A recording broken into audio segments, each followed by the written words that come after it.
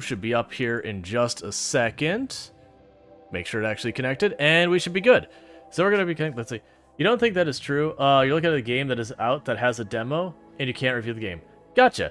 Well, that'd be good to know, because I know it used to be a problem, but they may have fixed that. Because that was one of the excuses I was given when I had complained about the prologue thing. For those who don't know what was going on with that, maybe people could buy, refund the game, and review based off the demo, but then the review won't count towards the overall score. Yeah, I have no idea about now. It was, the thing that got me on that boat was, there's a trend going on right now on Steam specifically that what ends up happening is you'll have, like, the base game and prologue. And what the prologue is, it's effectively a demo. But there's kind of a couple different motivations for that. Because you can use the prologue, you have multiple instances of the game on you know, Steam to potentially pick up momentum. But then there's also, like, if the prologue, like, your demo is an earlier version, that kind of stuff, and it gets negative reviews, you can just yoink it back down, and it doesn't hurt your main game and all that. But yeah. You're already in this colony, it happens. But to pick people up on what we've got going on here, and I hate the trend of prologues. I'm of the opinion a game gets one entry on the store, period. I don't care if there's a multiplayer single-player instance, I don't care if there's a demo and not demo, it's just all of it gets umbrellaed under one thing. Like, I don't like that. But yeah. Nah, it's, yeah, I don't think the demo should be reviewed, and it sounds like you can't, which is, again, I think is a good thing that you would be able to. Like, I think it should only be people who have purchased the game get a key, and then people who are given a key can review it. And that you are obligated to, like, you already are obligated to say, hey, I got this for free. To know that there's a possibility. Were you the Fallen Empire? No, we already traded with that. To catch people up on what's going on in RimWorld, what kind of colony we've got going on. This is not like the normal sweaty challenge kind of maps that I normally do, like maximum pollution or all those kind of things. But what you end up doing in this one is there is a mechanic in the game which is the messing with the genetics, the xenotype and all that. And the problem is, if you look at the thing to mess with the fun stuff, it's like locked way, way back here after fabrication, and this is like the ship to finish the game. So the problem is, by the time you get to this, you're ready to end your run unless you artificially drag it out. And so I never end up engaging it that much. So we've been doing an entire run that's based entirely around screwing around with that kind of stuff we've got going on. And then we're also doing what's known as a swamp hill. So if we click on that filter, all the blue, red, and yellow, I can't build anything of any substance on it. Like, you can put wood walls on, and that's about it. So the ground sucks. So we gotta deal with that. Let's see, and then there's Arc that makes you download the game twice for single and multiplayer. Yeah, there's been a few one. I want to say the old, was it Call of Duty Modern Warfare, I think, also had it where there's two separate executables for multiplayer and single player. And it was so derailing because you'd choose multiplayer in the single player one, and it would shut the entire game down and open the other instance of the game. And it just took forever to load, even though like 99% of the code was overlapping. But yeah, so we're messing with that. So far, we haven't done too much. I've got the Night Tucks here who run fast and they don't like the sun. I do have a bunch of stuff stashed here that we're working on. I'm trying desperately to get faster healing out of this person here, but it's a roll of the dice, and we have been winning that roll. And I can only do it every so often, or they die. But yeah, at least with like the Call of Duty in that one, it's download twice in your end versus you having two instances of the game on the store that this is the single player and multiplayer thing, but you buy them and you get both or whatever. I don't like games having multiple listing if it is a game, like one game. Like, if you were going to do that, I would want them to both be subcategories of the game, so they're both listed under the primary game, but as, like, a separate thing. A cobra is hunting Proger. Oh. Well, the good news is everyone's here and has guns. So we'll deal with that. And that's because Proger's a small child. Otherwise, they wouldn't hunt.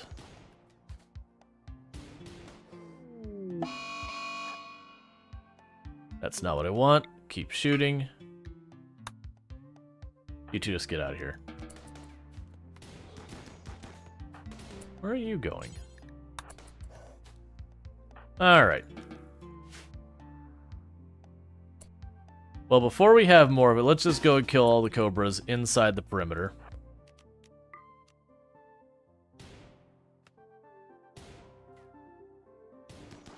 Alright. Yeah, no, it's good that you can't leave reviews. It's also possible it's just given bad information when I complained about the prologue thing to one of the companies who was doing prologues. I don't remember which one it was. And they're out of the pen. That's all I care. Alright.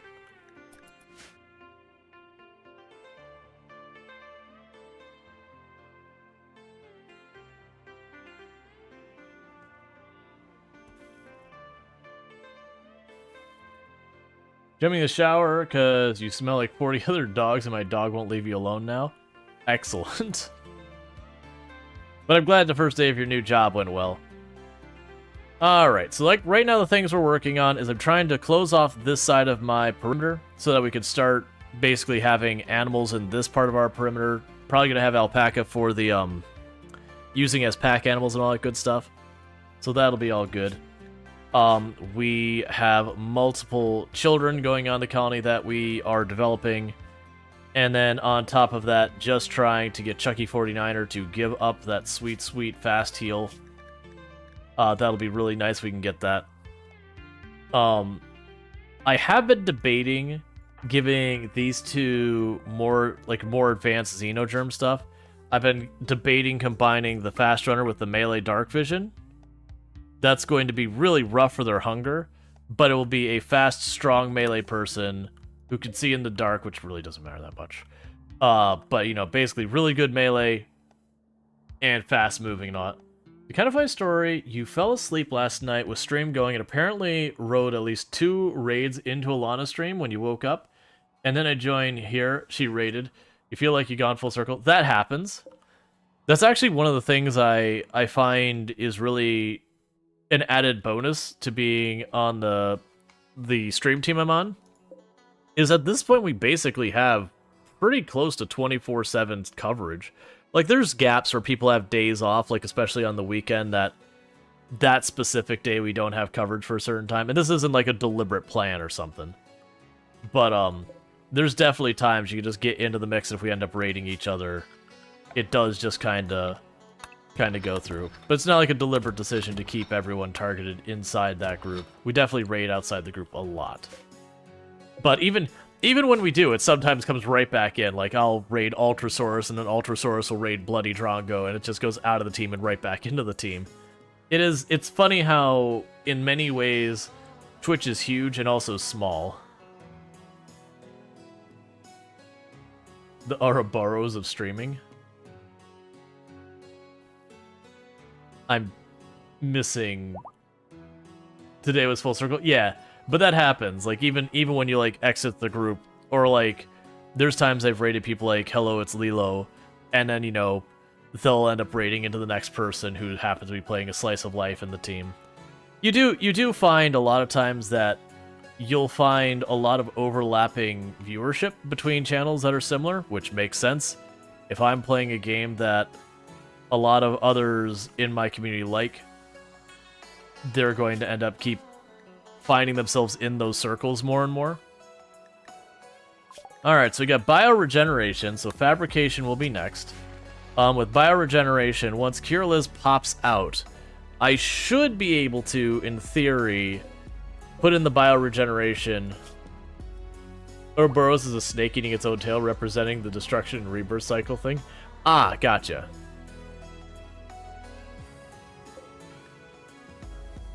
Hopefully it's not the destruction. But yeah, so right now Cure Liz is de-aging, because out of our group, Cure Liz is 69 years old, which in RimWorld terms is basically ancient history, liable to die at any possible moment from old, you know, heart attack or whatever. So we're de-aging them. We just got that tech. So Cure Liz is going to live in the de-aging cycle for a while, because right now they are both frail and bad back, which is brutal. It's a minus 60% movement speed, so 6-0. So they're just going to stay in there until they're not old anymore. And then we're going to fix their bad back and fix their stuff. So the sad thing is I don't have any more glitter worlds, so I can't just do the bioregeneration thing. But I do have stashed away in our cabinet 3 healing mech serum and a resurrection serum. So we're pretty good there. We have managed to save all but one of our colonists that have died in the entire time played. We had one death right at the beginning. Our doctor got plague, like, in the beginning of the first year, and couldn't tend themselves to keep themselves alive. So, that was a bummer.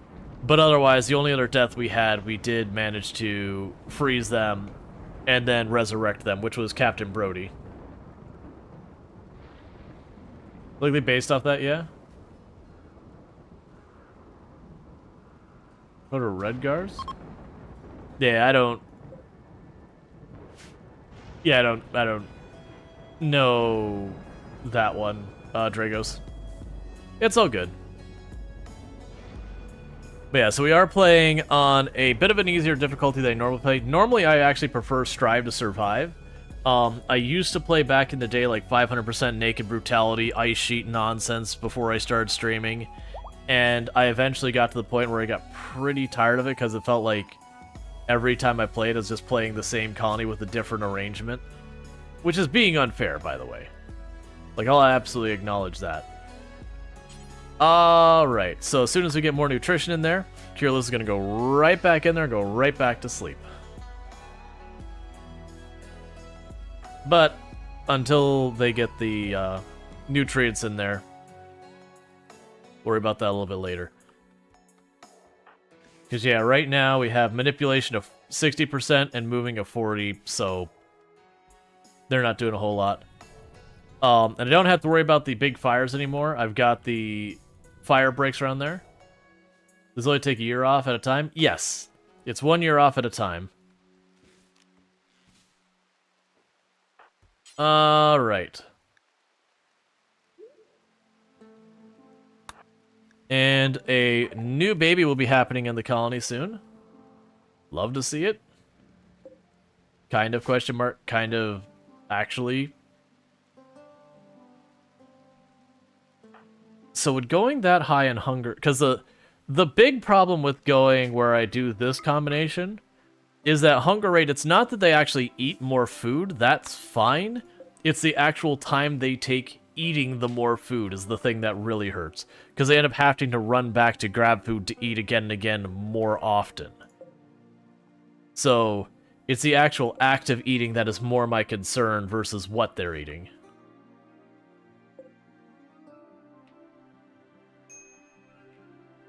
Yeah, they get hungry faster. Correct. And if I do that combination, it's not just a little, it's 225% faster. They are going to be eating constantly. Now, the way you fix that, for those who don't know how this works, is, and this is the problem, is I'm getting all the positives. The only negative I managed to pull is the mild UV sensitivity. Is the more negatives you have, the slower your hunger rate is. The more positive you have, the faster it gets. So that's kind of the balance to it. You go, okay, well, I'm going to make this person heal real fast, but also they're going to be, like, terrible about this other thing. Cool. I can work with that.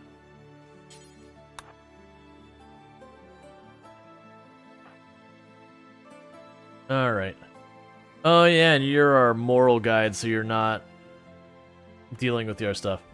We have been recruiting Lair here, who is a fast walker who's incapable of carrying, but good at plants, so that'll fill in some of our gaps where we've only got one person planting and we're kind of hitting the limits of what they can do.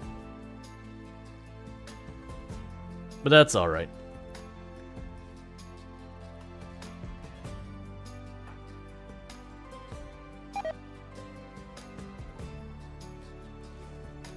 Oh, right. I had another prisoner that we didn't want to keep, so we patched them up and let them go to gain ourselves reputation with their faction. Let's see. Next raid, if there's a non-baseline you can capture, maybe try to get genes from them. Yeah, I think, unfortunately, the way I set this game up, where I grabbed all the hostile factions, I think Fierce Tribe can have a variety, but we've been seeing almost nothing but baselanders. Now, we still will get stuff that isn't baselander from various events and all that, but that has made it a little bit trickier. But one of the other things we can do to work around that problem also is just as we have exotic good trader and all that, we can buy stuff. So you want me to keep 2 prisoners for 5 days, and you're willing to give me a bunch of goodwill. We'll need this for the Xeno stuff kind of thing going on. But 2 prisoners for that length of time is basically nothing. So we're going to capture both of you. And we are going to convert them to our ideology while we have them here to practice our social, plus get ourselves some points towards ideology. And are you going to be problems? Yes, they're both baseliners. They should be alright. Okay. Do baseliners have any useful genes? No, baseliners are like as neutral can be. So we look at them, they have like cosmetic ones that don't do anything. They're not good or bad.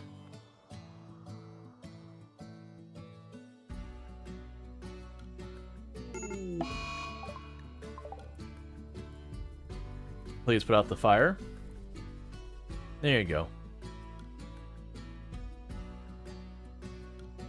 And how are we doing on power? We still have 1,000 extra watts. There's the only reason I haven't bothered actually building the generator down here is once they get the generator up, it can have maintenance issues, which will eat up my components, which I do not have the ability to fabricate quite yet. So I've just been taking our time with that. But that'll be a priority later.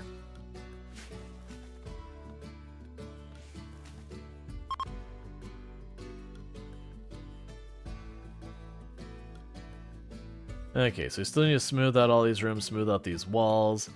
Basically got too many construction projects, and because I am making the fire break right away, because I have to build a lot of wood walls because we are on marsh, it can't support the stone walls, that we are going very heavily into wood. Pretty soon, I think, honestly, after we get fabrication, I'm probably going to go to archogenetics, and then after archogenetics, I'm going to drop back for the moisture pump to just start trying to fix that kind of thing. And when can we do our conversion ritual? 10 more days, so we'll just wait on that. Did you ever get to the relic? I remember building the thing, oh yeah, no we didn't. That was right, we got, was it sleeping sickness showed up? That we were working on grabbing our relic, and then we had sleeping sickness hit. At the same time we had people recovering from, I don't remember if it was malaria or whatever. We didn't lose anyone, but it was just a huge inconvenience. And thank you for the follow, welcome to the stream. Alright, so we have the ancient artifact, which we knew about from over a year ago. Right, because we were also trying to get the pack animals. Okay, so, bring the alpaca, and thank you for the follow, welcome to the stream. Can you buy and sell items from stores and traders? Yes. You can trade with other colonies and all that. Alright, so going on this mission, Jaguar's gonna go, Soul Adams will stay, Ursay is gonna go, Chucky 49er's gonna go, and Chaotic Awesome's gonna go. I think that should be enough.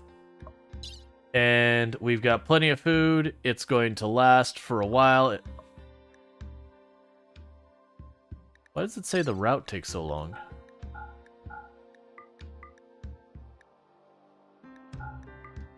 There we go. Alright. So we're gonna have them go up that way. So we're gonna have half of our column, well not quite half of our column, let's go run over there. The, because you have it going there and back maybe? Well yeah, no I mean, I get that, but it was like the whole thing was still, I mean the answer is because we're in marsh. The whole thing is in swamp, and swamp has a very negative effect on your ability to move. So it is what it is. That's, okay, so archogenetics next. Where are you at? Nutrient paste and packaged survival meals, then moisture pumps. Exotic goods ship is going by.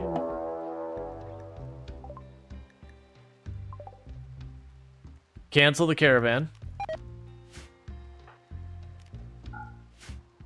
Because we got hostile things showing up in the tile. And meanwhile, we'll have you pop on the radio, do the trade. And what do we have actually showing up here? Oh, they're all over the map. Please get back inside. So we've got down here in this corner 2 pikemen, 3 pikemen and a lancer, and a scyther. So what we're going to have Chaotic do... Actually, no, Kirill's is in the pod. Alright, so what you're going to do is you're going to grab the EMPs on the walk by, and then you're going to pop on the radio.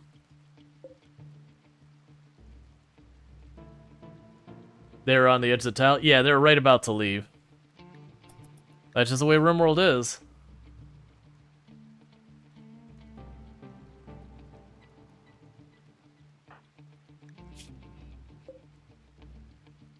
I need you to pick up the speed. Alright, so we're not going to worry about the radio. Just grab the EMP. Everyone else who is not Chaotic Awesome, get up here. So we'll get our 2 melee. For right now, we're going to get here and here. Shorter range weapons get towards the front.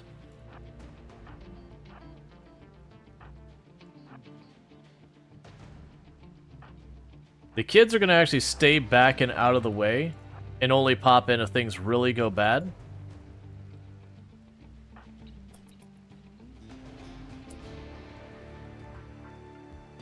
Don't worry about comms range right now. It's not as important. So I want to kill that Scyther right away before anything else can happen.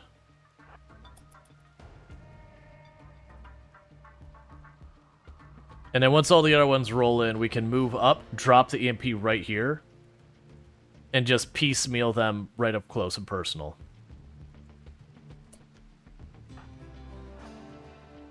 Kenji often gets compared to this game. Yeah, I'm not sure it's a great comparison between the two, like, in a lot of ways. This is a lot more based around, like, actually building a settlement, that kind of thing, where Kenshi, you can build a settlement, but I wouldn't say that's kind of, like, its core mechanic, so far as the nature of combat is more the, Kenshi's core mechanic, in my opinion. Might have lost your streak, but you're getting it back. And thank you, Longclaw, a 3-stream streak. Welcome in, all that stuff. Can I get a shout-out for Longclaw, please? They both have automations. Yeah, no, they have a lot of overlap. I'm not going to deny that. But I would definitely say, to me, the core things the game is trying to do are very different between the two. I need you to go down now, Scyther, because I need to move up. Okay, Chaotic Awesome is going to roll up here real fast, grab everyone. Actually, the children, get out of here. I don't want you involved in this fight. I don't need you getting popped in the head and dying instantly. You two up in front. The rest of you just bunch up a little behind there. I want to get everyone in position in time that we could drop EMP lair. I am very disappointed in you, sir. Yeah, no, this is a lot more focused on, like, the settlement builder. You know what, children? I hate to say it, but you're about to commit a murder.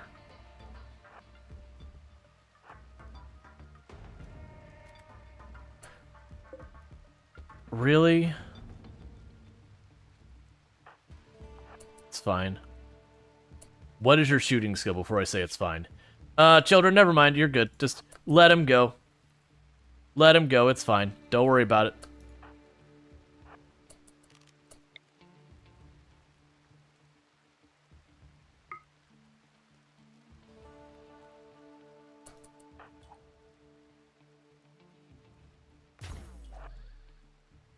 Just let him roll.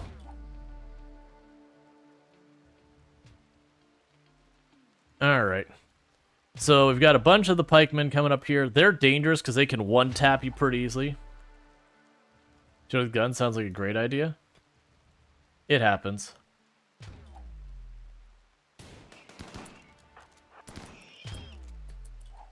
Alright, first one's down.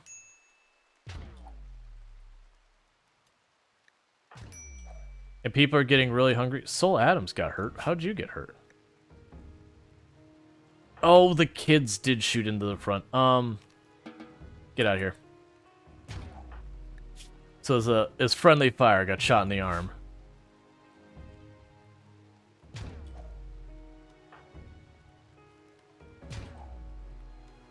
Please hurry up, pikemen. People are getting really upset because they're getting hungry.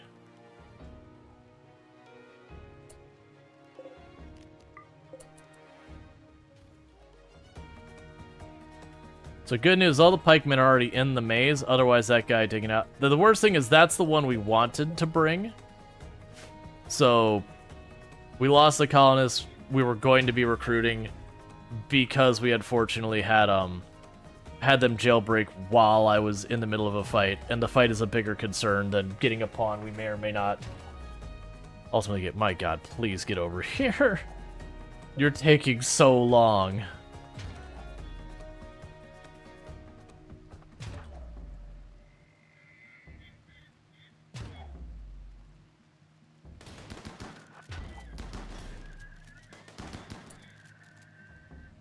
Why are you all sad?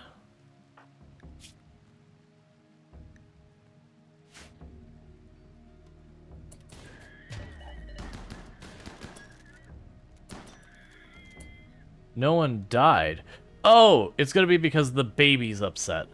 Because the baby's probably going, I'm hungry. Cry, cry, cry.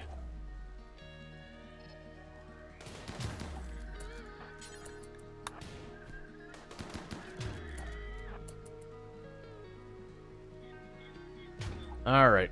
We're almost done. 2 more pikemen. In fact, Captain Brody, you can get out of here. Go eat your food, go deal with repairing the base, do all that stuff.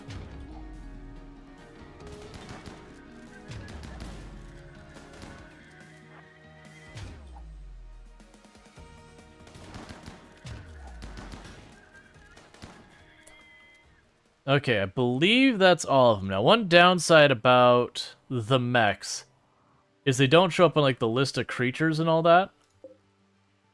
So it's really easy to not see if, like, one's looped back and gone through, but I'm not seeing any, so I think we're okay. So all of you, get back to your daily lives. Grab those components, and we can go through it. So that went smoothly. It's just the big bummer of our prisoner escaping while it was going on.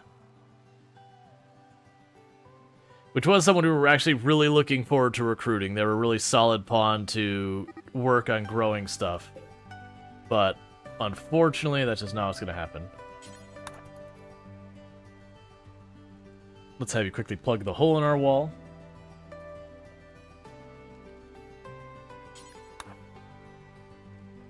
There we go. And then, meanwhile, he also stole my revolver. Like a big jerk. Because the revolver was there just because I grabbed the EMP grenades. Let's see here. We want to go and talk to the comms thing. Let's see, can you hire people to do work short term? Sort of. If you don't have, like... Did you... Oh, they literally just left. It's not like Kenshi where you go out and you go, hey, I'll give you some money, you show up and join my colony, stuff like that. It doesn't work quite like that.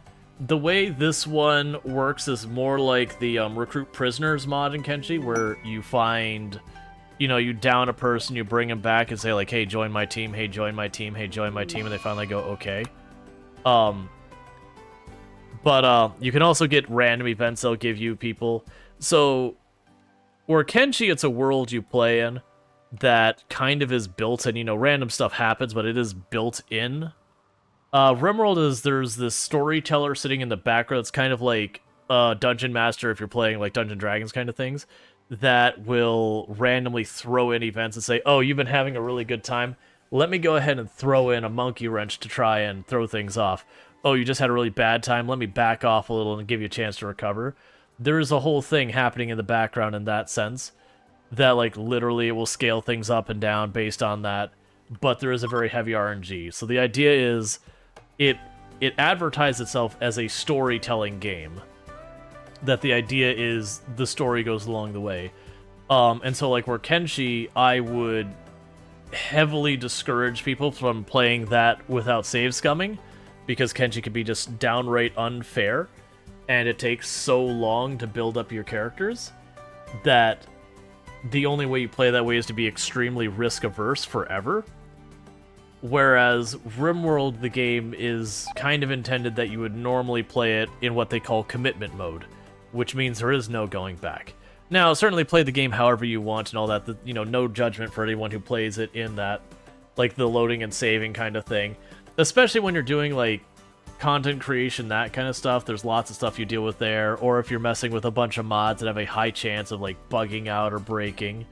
Or there's one of the storytellers, Randy Random, who can just sometimes choose death, and that's just what happens. Just throws everything at you at once. But, or you're new and learning. That's another good reason.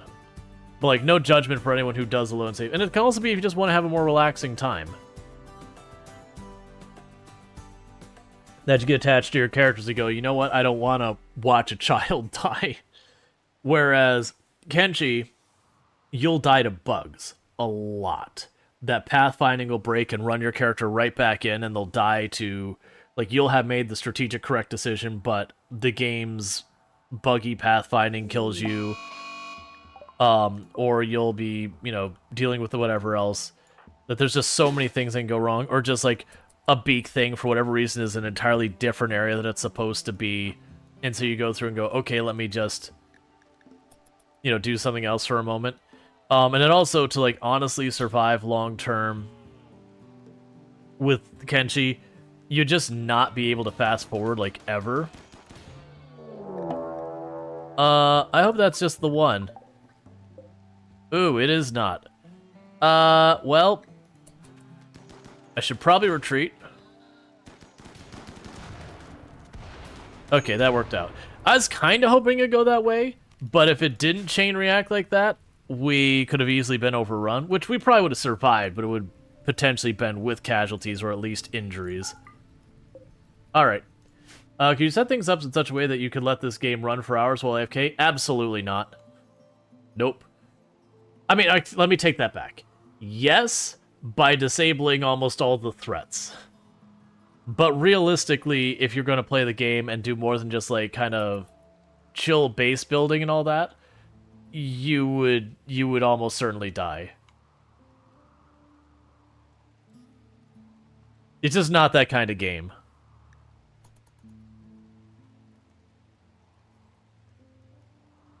You did AFK run, you failed so many times.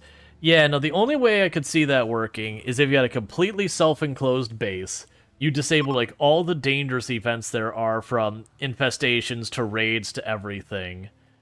And with a completely self-enclosed base, you'd also need to have no dependency on components. So you'd have to do, like, a mushroom cave base or something like that. And even then, like, if you missed a single negative event, you'd probably still have problems. And then also just the random social fights and all that happen in the game would be another thing. That's another thing that this game has that Kenshi doesn't, is you actually have moods here. So you'll notice there's, like, these three little bars here. Basically what happens if my mood lowers the point where it goes below those bars, you can have mental breaks. And they can be anything that's really minor to they went in their room and they just had a little cry or whatever, to they've decided to burn down everything or murder someone or whatever, as in one of your own people. So it's, like, maintaining that kind of stuff. And you can see that we have, like, okay, they ate really nice fancy food that made them happy. Their husband likes them. Their children, like, you know, children are happy. They have a really nice bedroom. They're wearing their favorite color. These are all positives. They had to rebuff someone hitting on them. A prisoner escaped. They slept in the cold. They're hungry. Are negatives.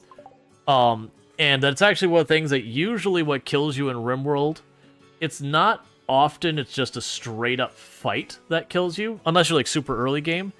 It's usually you have a fight that gets a little derailed, which ends up causing problems, like you get your rooms are all messed up or food's low, and then you start having mood breaks, and then your mood breaks start having you not do as well in your next fight, and you can kind of snowball where you get into what people refer to as a death spiral.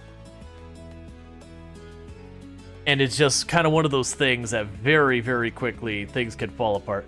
Yeah, the Insulting Spree chain. Insulting Spree is like low-key one of the absolute worst mental breaks in the game. Because, sure, no one directly gets hurt, but what ends up happening is they start insulting everyone, which means everyone else's mood is now tanked because insulting really hurts their mood. It often ends with a social fight, which means you get two pawns often who get bruised up and all that. And what ends up happening is because you've soured someone else's mood so badly, they end up having a mood break. So it's kind of like the Insulting Spree almost guarantees you're going to have another mood break later. And so very, very really Insulting Spree is one of those ones that, like, a lot of people, when Insulting Spree starts, they just arrest the person, throw them in prison, and wait a little bit and then let them back out kind of thing. Just not even put up with it. I don't do that most of the time, but it is a completely reasonable response. Oh, I need to take them back out of restriction. All right. And that is one reason to invest in art, to make sure your base looks nice? Absolutely. Let's see, you really were struggling with mental breaks during the mech cluster. Should not have made them do it all at once. Yeah. Yeah, no, it is, within the community, they refer to it as a death spiral. And this is me, like, I know Alana Rama already knows, but for you, Dole, it's like, they'll refer to it as a death spiral. That your colony, like, no one will have died, everyone's okay, but whatever is the thing that is ruining people's mood is just, like, compounding, and you just have, like, one break after another break after another break just feeding into each other, and it's really hard to recover that without having preparations. Like, that's, the game does feature drug use, and that's one of the common uses for them, is if everyone's having a mood break, just have everyone take some smoke leaf and take a nap. Or Sci-Tea or whatever you've got on hand. But there are negatives of doing that as well. Like, you can get addicted, which is begging for a whole series of mood breaks on whoever has the addiction, unless you keep feeding their addiction, and if you keep feeding their addiction, you're likely to kill them.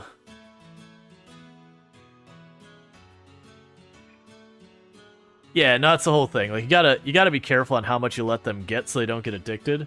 But it is one of those things that, like, when moods start to sour, to deal with it. Hey! Chucky 49er and White Jaguar are now lovers. Congratulations, that's the third couple in our colony now, right now.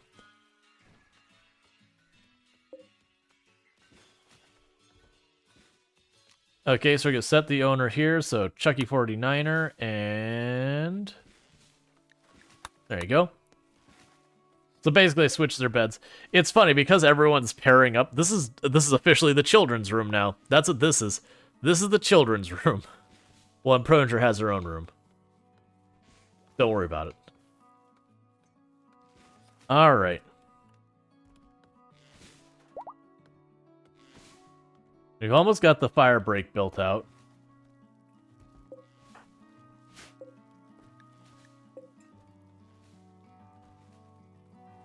Baby making room. Well, no, the babies are being made in the other room, and then they're being deposited into the baby room. Move that kid back to the kids' room. I mean, right now I've got the spare room. Though, to be fair, the oldest sibling did not get their own bedroom. It was the youngest sibling old enough to take advantage of having their own room.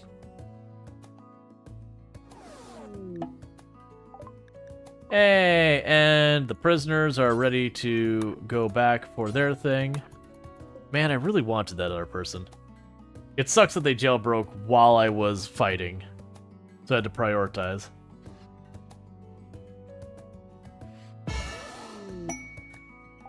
Alright, so we'll go here, because that's what I cared about for that.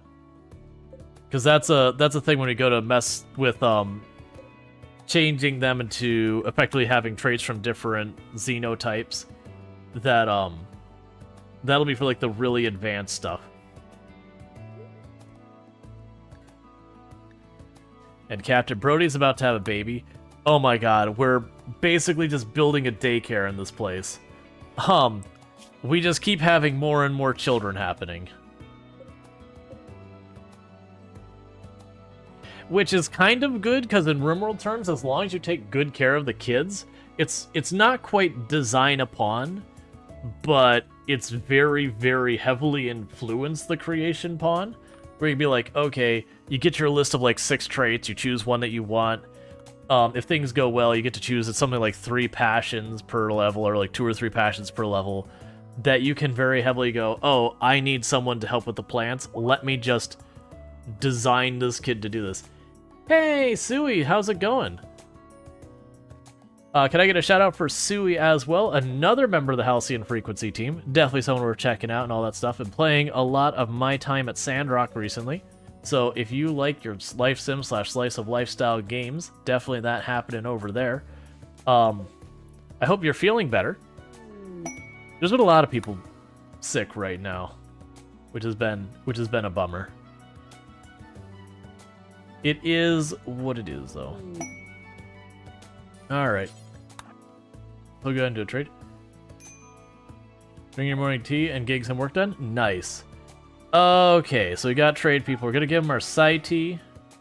We're going to keep all the genetic stuff we have. They can have our steel spear. We're not going to use it. They can have some of our mildly used clothing. And they really don't have anything I want, which is kind of a bummer.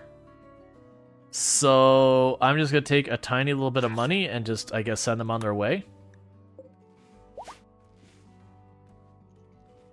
Does happen. Did you have Rawlbot do automated acknowledge to Sui? Couldn't you also have it do the shoutout command? I could have it do exclamation mark shoutout. When I'm saying shout, I'm talking like the backslash shoutout. Because the backslash shoutout has a lot of benefits. Because for those who don't know, it like pops the thing on the top that they can just hit the little heart to like follow immediately. They can drop down the list to see like what games they played recently, when their next scheduled stream is. What bot to use? I use Firebot, so I could absolutely do the exclamation mark shoutout thing very easily. I don't know. Part of me feels like it's also more personal to take the time to do the shoutout versus... I am shouting at you to come out at Suway. He was like, please don't come out to me directly. You know, proud of you who are, but like, please don't come out to me directly. But yeah. But yeah, no, it's one of those things that like, which, you know, obviously you have a personal relationship and yada yada yada, but just gonna move on from this topic. But yeah, but my mind is totally derailed, don't mind me. But now that I've completely lost my entire train of thought. Yeah, so with the animal disease plague on one of the alpaca. That should be too far. Yeah. Coming out of lurking is totally fine. I mean, coming out of any kind is fine. But, like, having a designated person is probably not the win for that person. They're probably like, I appreciate it, but also, why are you telling me this? But yeah. So, with all that kind of stuff, we have, like, the shoutout doing the backslash shoutout. I don't want it to be a thing that just automatically happens where I completely miss that it's happening kind of thing. Because it very genuinely makes shoutouts work a lot better for those, you know, like those who are receiving the shoutout. If you sit there and take the time to be like, hey, this is the type of content you find. Like, if you do a shoutout without that kind of thing, it's honestly pretty useless. Like, very genuinely, the people you pop in their channel, they just do, like, the automatic, you know, shoutout whatever, and then they don't say anything. Like, no one clicks that. But like if the person's like, oh yeah, this other channel, it's great, you should check them out. That obviously has way more mileage, because now it's a personal thing. Yeah. Now it's just like, that was the whole thing, is like, just the verbiage was coming out to Sui is like, I don't want it to be a thing, it's like everyone who needs to, you know, or everyone who wants to come out to like go to like the designated person, like, nah, feels weird. Like, by all means, nothing wrong with that. Absolutely super supportive of LGBTQIA+ and all that good stuff.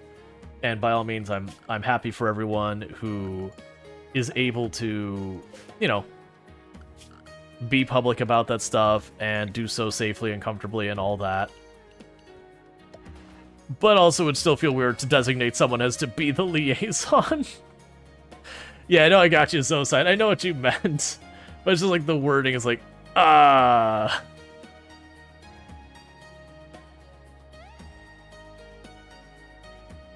Here's your designated life event coach. They will discuss your life events.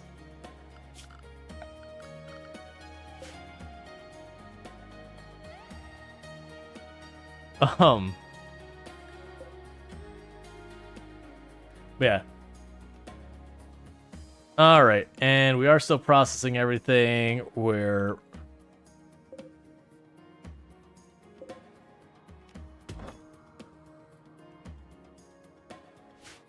just go ahead and have all the little bits of steel that I've collected all over the map, the bits of stone. We still have that shuttle to disassemble. There's a whole bunch of pollution over there that I'm certainly not responsible for. I definitely did not take a bribe to poison the water nearby me. Certainly. It's just exclamation mark join. Oh, yeah, so normally I pin it and I forgot to. Hopefully I can get back to it. It's probably here somewhere. There we go. So pin you until I manually remove it. Okay. There we go. Hey, She-Wolf, how's it going? Alright, so yeah, so we've got a pretty good setup going on. For those who haven't seen this kind of kill box, I've honestly gone through all sorts of different types of kill boxes. Like, for a while, I was doing this style, where you'd have your 2 lanes. You'd have, like, whatever your cover was back here, and then this would be your outer wall. So I've done this one, where basically what happens is you'll have 2 doors here and here. And you'll open one door, all the enemies will start crowding down. You'll fight them, and when the enemies get close, you step in, step out, step in, step out. So this door opens and that one closes, so that all the enemies go back and circle around, and you can ping-pong them. It's not 100% reliable, but it is pretty abusable. So I've used that one a lot. It's really good. This is the one I've been using lately, which I got the idea from someone else, that they had like the 2 long barricades here. But I found a way like double stack it so I can kind of double up my people where everyone still gets cover bonuses. Been pretty happy with that. 7 refugees. And they are like all children. That is a lot of children. Okay, so for right now we're gonna add extra just floor beds. We don't do slavery. I have a hard no on that.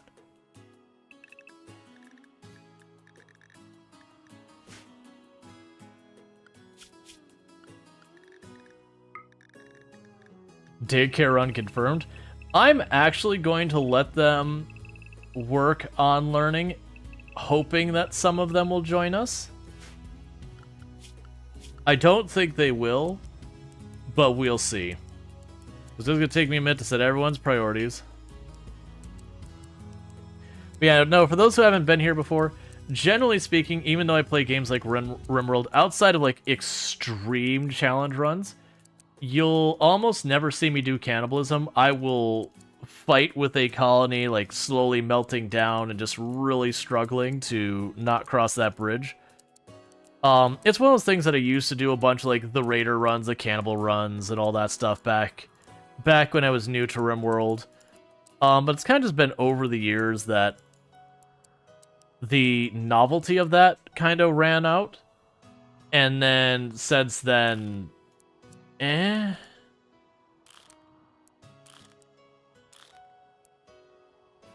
You're not going to cook anything. So, like, with the novelty running out, it's just been one of those things that's just like, it's not even a mechanic I'm really interested in. Alright. So we got a whole bunch of kids who are going to run around here, and they're mostly going to entertain themselves.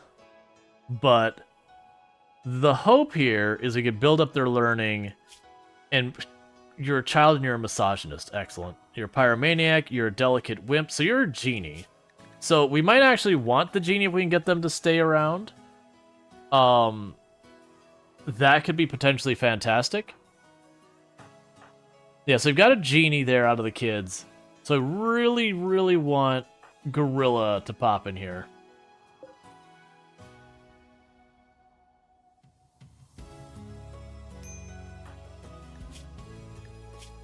Yeah, no, the genie would be a really good win for us for doing this, because it'd have all these different things we could work with.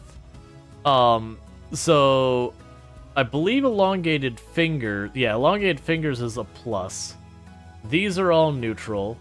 Those are negatives, that's a plus. These are negatives, those are plus. But you get the idea. Would you count eating eggs from snakes fed... Otan? Please no. We're not going to do the whole thing about, like, would it be cannibalism if... We're just going to go ahead and leave that alone. We're not going to get in that whole discussion today. It is, I've mentioned it a couple times that I don't mind, like, the very rare joke around that kind of stuff in the channel. But it's like every time you play RimWorld, you get like 30 of them. And it really does kind of make you not want to play the game. It's just a thing that's kind of a culture of RimWorld, because they let you do edgy stuff. It just drags out people being, you know, super edgy. And it gets tiresome. And it's enough of a thing that I almost have to have that same exact discussion every single time I play.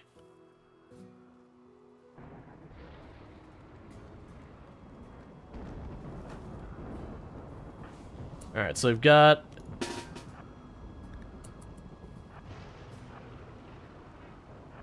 Yeah. I've honestly debated putting cannibalism as an auto mod term. It's like, it's fine what's a little bit, it's just every time I play the game. Or rather, not an auto mod term. Just like, have it be one of those terms that like automatically gets replaced kind of thing.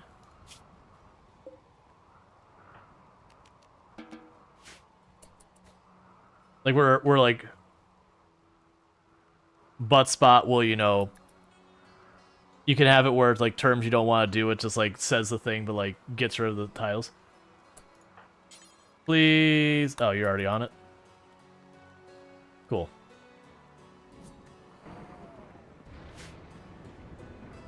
I also need to stop that timer, because that timer's been going on long enough that it's no longer really new. So let's go ahead and disable that. Because I probably will have a new video tomorrow. So I have let that run. So disable the timer, and we're good. What timer? The one that announces that it says, hey, we have a new video, that kind of thing. Yep, no, we don't need people here. Yeah, no, it's like, I wish there was a way to automate it a little bit easier. That I could have it where I upload a new video on YouTube, like not a live stream, but like when I actually edit one up and put up there, that for, say, like 3 days or so, it would be like, hey, there's a new video, and then the timer would automatically go. And there's probably a way you could facilitate that with the bot. I just haven't taken the time to do it because I got a million other things I want to do. And I don't have a million times worth of things to do time.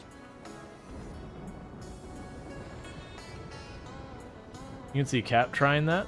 Cap trying that. Oh, punch warheads? Yeah. No, we've had that happen before. Oh. Yeah, so go ahead and climb... Actually, first. So 2 more days. So we'll let you stay out of the de-aging long enough for for you to do the conversion ritual. And then after that, we will, it's a terrible shirt, go ahead and sell it. And after that, we can worry about the next thing. I really wish you'd actually show up with stuff I want.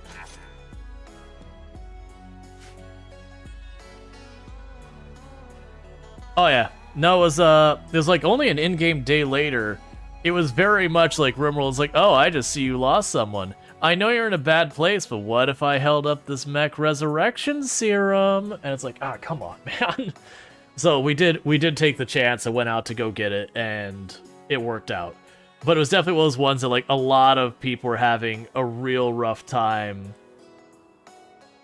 And so just was like, okay, alright, that's fine, we'll deal with it. So we got ourselves a new assault rifle, so we'll grab that.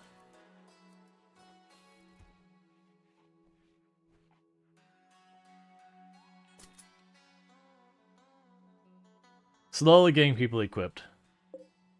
But it was very, very much the game being like, hey, I feel like you're down on your luck. What if I tempted you to do something real dangerous when you're not in a position to do it and held this really juicy prize? Those are the types of events I like, though. I like the events in the game where they're like, okay, I have a really dangerous thing for you, but I got a real juicy reward to make you really want to do it. Because honestly, half the time they'll be like, hey, I want you to fight these 3x mech clusters, and you're like, okay. And you go, and what I'm going to give you in return, is I'm going to give you 10 components. And you'd be like, no. What? Are you mad? Seriously. Why would I ever accept that? I do like when RimWorld actually has, like, a very tempting reward for a real tough quest. You sit there and, like, you pause the game, you just sit there for 5 minutes like, okay, realistically, there's a real good chance that we lose a whole lot of people trying to do this. But if we don't, this is going to be really good for us. It's just half the time the stuff they get you because it's based on wealth, you look and go, but I don't even want it. Like, all the quests you have pop in, they're like, we're going to give you this random pawn that we're not going to let you see, and you just have to fight literally anything. I'm like, well, if it's a terrible pawn, I'm going to kick them out anyways, so... Oh, yeah, no, we've had, this run has been weird. We haven't gotten new mods, but we keep getting these, like, away locations that keep appearing, and then we show up there, and there's nothing there. And so I've had to go into dev mode a lot, where I'll go, there's supposed to be like 5 cats, and then like a weather machine, so we'll go up, we'll kill the cats, there's no weather machine. And so we can't physically finish the quest, we're just permanently in a state of bad weather. So I have to like leave the tile, dev mode it out. Yeah, the relic hunt. I'm trying to wait the one last day to do the conversion ritual, and then I'll get them going. Because the one good news about the relic hunt is there's no times on any of it, so I could take all the time in the world I want to do it.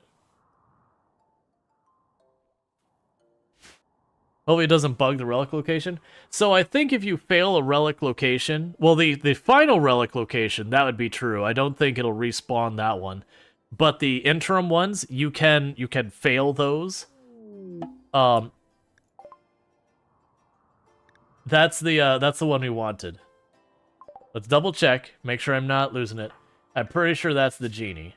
So you're a psychically deaf wimp who's delicate because you're a genie who is amazing at crafting, but it means we got another patient to start pulling genes from.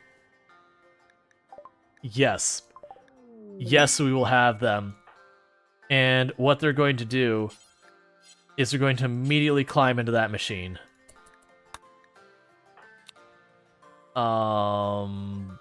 You go over here, and we will draw the name. Alright. And you'll be Otan.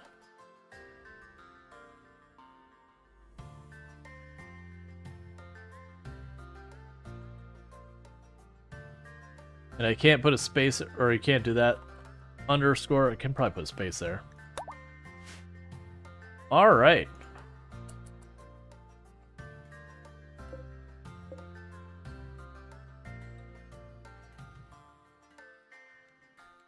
So that's perfect. So we're gonna have, where did they go? Oh, they're still trying to work their way over there. That's fine.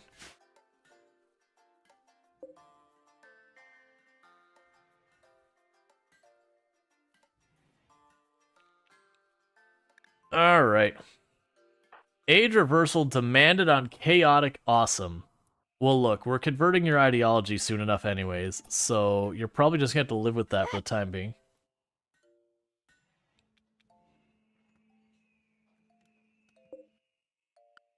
Alright, so with all that said... I don't even know which ancient complex it is. Alright, so... that one. Alright, so form caravan, go here, show back up, accept. We will have Jaguar go. Thank you Dicker_Butte for subscribing for 13 months. Woo.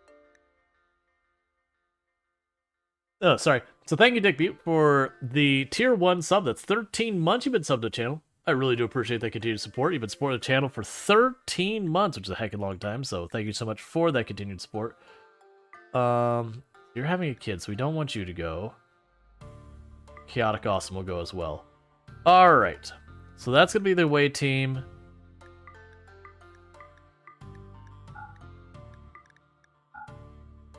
That'll be fine. Alright.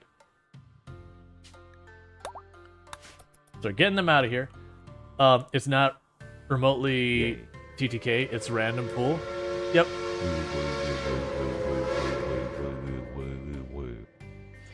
And thank you. Train is go.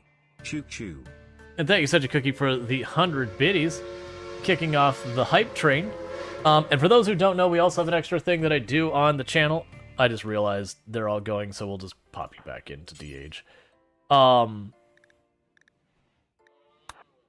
That for those who don't know, what we end up having going on the channel is for every sub and 100 bits, we do have a Lego kit over here that I add a piece to. It's actually getting pretty close to done, which is amazing because I anticipated that thing like lasting 5 months or so. Chat didn't have that. We're already almost done and it's been like not quite 2. Good problems to have. Chat's ridiculous.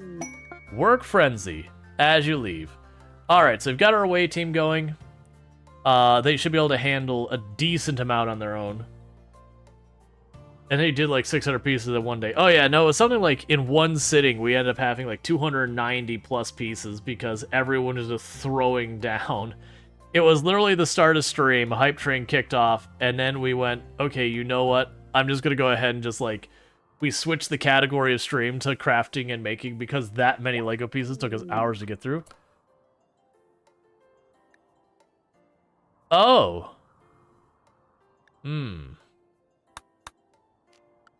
That gives us enough people who live here now to have me have multiple ideologies in our colony.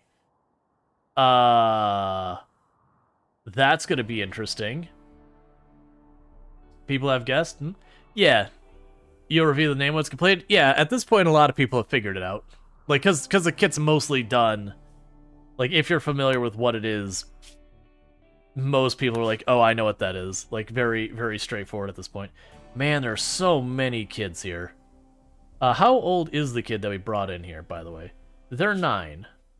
Alright, so we're gonna get a couple more things, because right now the only passion they have is crafting. So you are a crafter. That's what you do here.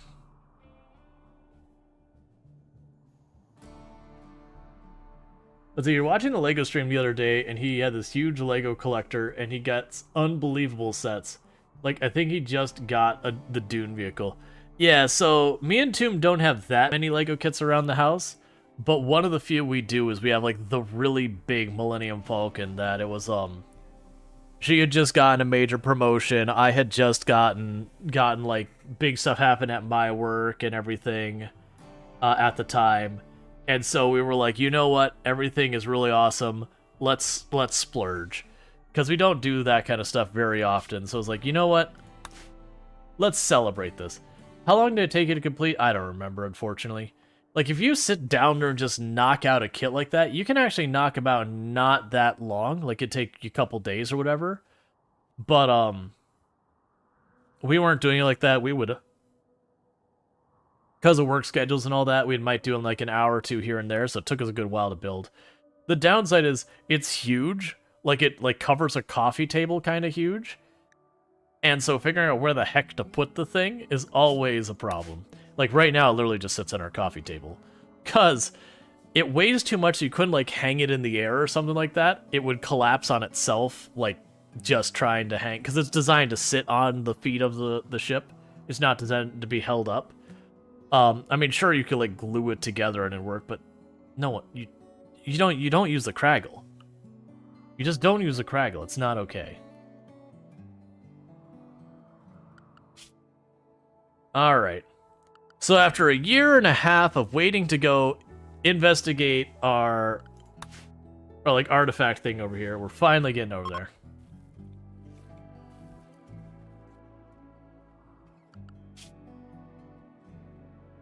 You need a Millennium Falcon hammock. Hammocks are nice. I don't have a hammock at the house because, one, I don't have a really good place to hang it. And then two, there's a really good chunk of the year. That is taking a long time to load. A really good chunk of the year that, Okay, so it actually did load, so we've got raids arriving in 4 days, so let's not dilly-dally. So then the strategy with this is we don't know what's going to be in here. A lot of times there's nothing. Okay, so the hype train has come to an end. That's no problem, so we'll deal with that in a moment. What I'm going to do is we're going to get everyone grouped up here, and I'm going to start knocking holes in the wall.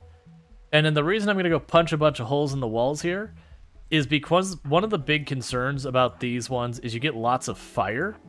And if you don't punch holes in the wall, or rather, if you do punch holes in the wall, it considers it exterior.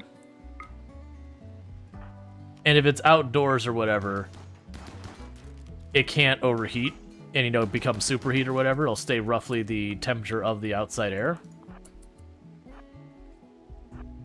So it is very much just... Why do you keep putting the melee on that side?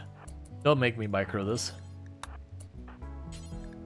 So we do want to punch holes in the wall to make sure it's all outdoors, that I don't have to worry about the fire killing you. Because that's usually the most dangerous parts of these ones. Is these things blow up into fire. And so you have that blow up into fire, you're in an interior space, it's 300 degrees or some nonsense.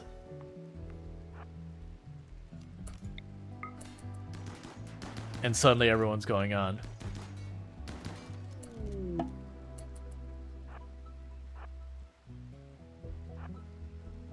We'll run over here. That's probably the last room.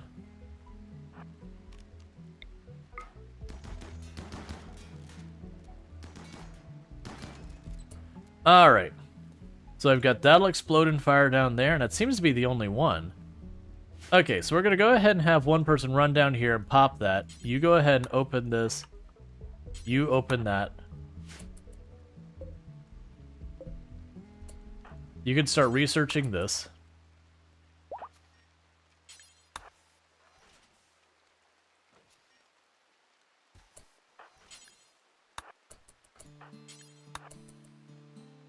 Usually there's 3 terminals. Is there only 2 on this one? Looks like there is only 2 on this one. So I can call the ancient comms thing. A lot of times when you hit these 2, you'll get raided, which I'm not opposed to doing.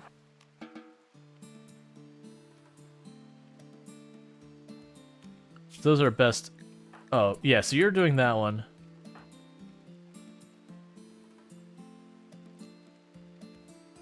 Yeah, so we're trying to do this really quickly.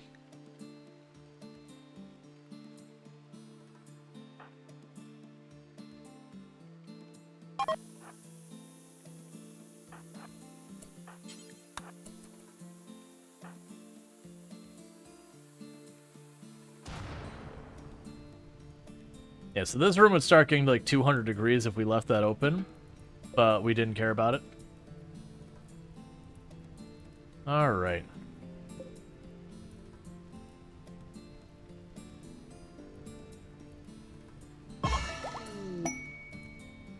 Okay, Moriarty has had a growth moment and became a child. So we'll deal with that real fast.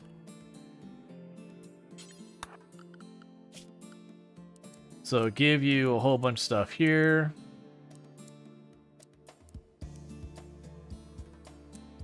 I'm gonna go to your schedule and have you start doing all that stuff and restrict you to stay inside the interior area. Alright, so I do think...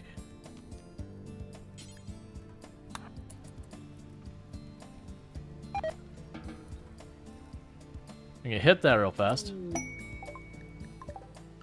And then with that, I'm gonna reform the caravan and go home. So bring all of that stuff with you. Bringing all the food with you. And we don't care about the rest of stuff, so just go home. Cool. So we did manage to get our next part for the relic that we're after.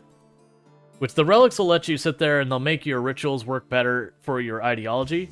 But also on top of that, they have an added bonus that you'll occasionally have people pilgrimage to your location, leave you gifts and other stuff like that. So there's lots of benefits to getting them. But they have a whole process where you have to go through like 5 bits of information to then find it, to then go and retrieve it, and a whole bunch of stuff. So you kind of love that there is just a skeleton named Jinxon on that map somewhere. Yeah. It happens.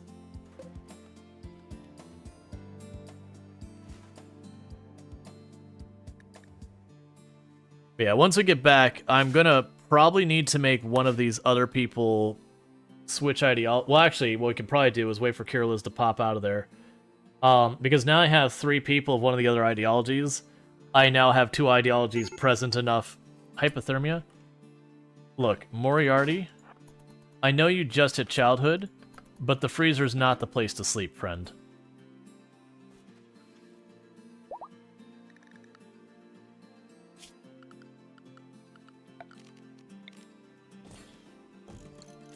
We're gonna need more bedrooms soon. Like, really soon.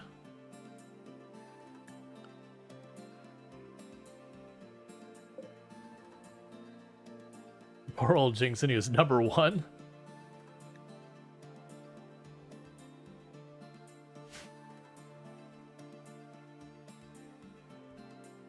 There are so many kids here. Oh, I didn't even see. What did I get out of here? Did you put in the bank? We got great crafting. Okay, so I really appreciate, game, that you're giving me all the positive things that are really nice, but I need negatives as well. Yeah, no, and they also don't have the clothes yet, because it wasn't making a bunch of spare clothes. But we're working on that right now. Now you can use the Mech Resurrection Serum on a skeleton to get, like, a secret skeleton race. Yeah, now unfortunately, just the way the game works, when a body is desiccated, you can no longer resurrect them by any means in vanilla.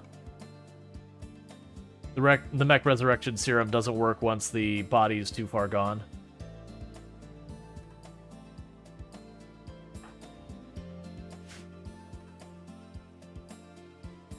Okay. So you're going to be de-aging for a bit longer.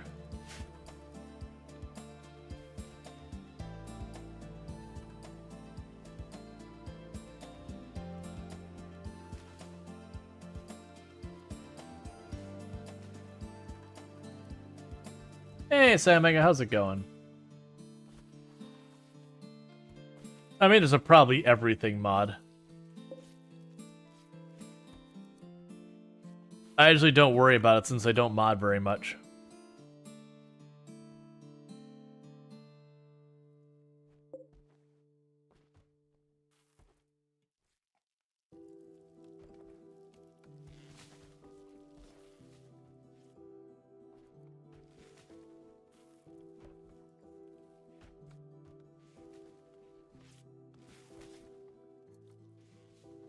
Did you do something camera saturation? Yeah, we messed with the, like, we got tied up on messing with a lot of the camera settings at the beginning. Alright, Grouse wants to join. No. I'm sorry, child. You're 7 years old going on 8, and you're already a misogynist. So you're not welcome here.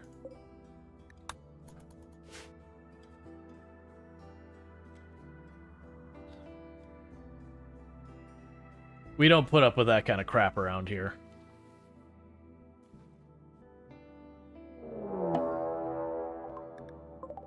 We're being attacked immediately. All melee on that front.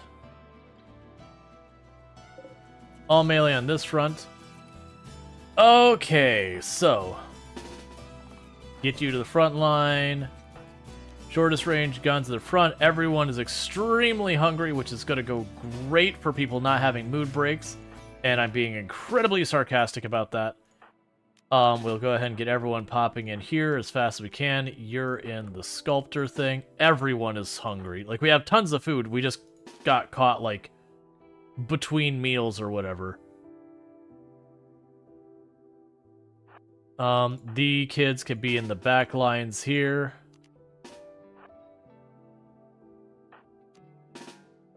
You're getting in on this as well. All the other kids are staying out of it.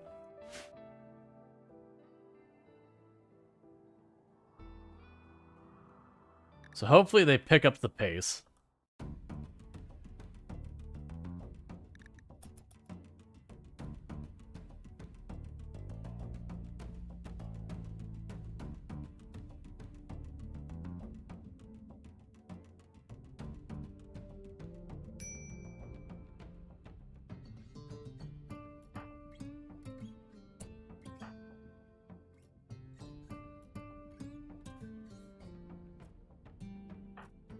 Actually put you two on the outsides.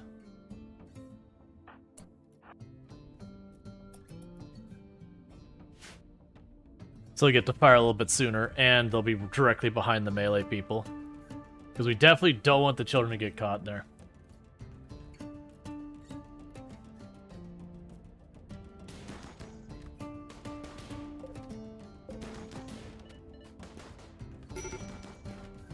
So lighting our wood walls on fire.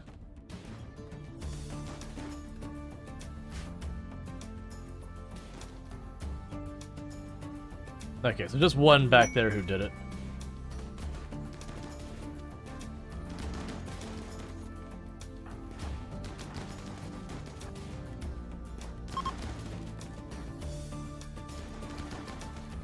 First wave, fully wiped. Thank you for fighting off the waves so you can sleep in peace. Pretty much. Security for aristocrats. Okay, so there's a little while... Oh, 3 mech clusters? Nah, I don't want that.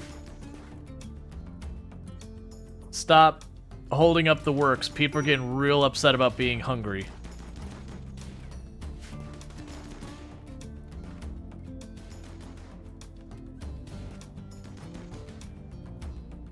Hey, Jaywalker, how's it going? So they keep getting into the row and then be like, you know what, I want to light a wall on fire. And because they keep doing that, they keep plugging up the passage. Like, I'm not too worried about them burning down that wall. You go, small child who's actually capable of putting out fire.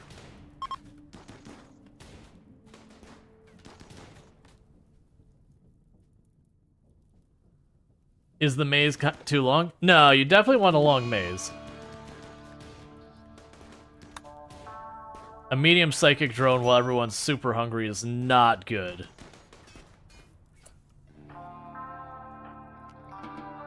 Alright, schedule. Everyone feels free to scatter and deal with everything you can.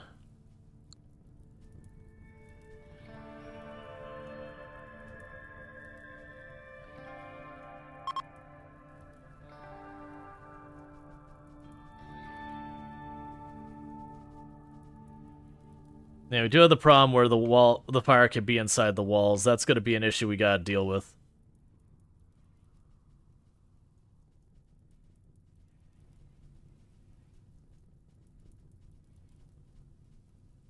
Normally it's not a problem because I make it out of stone like this one here, but I can't build stone in most places.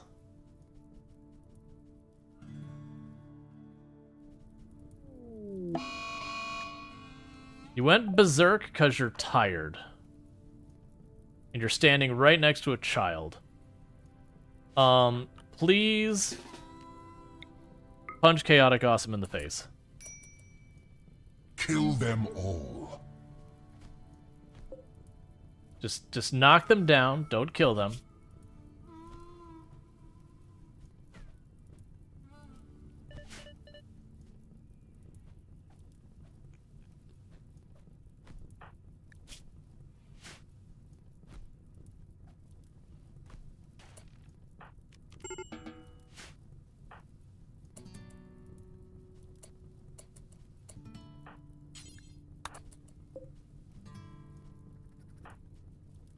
Right now, go grab that gun.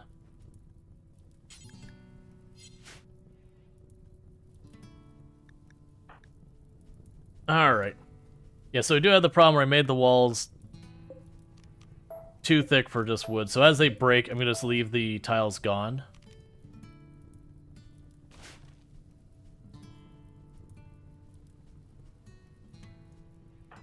This is true.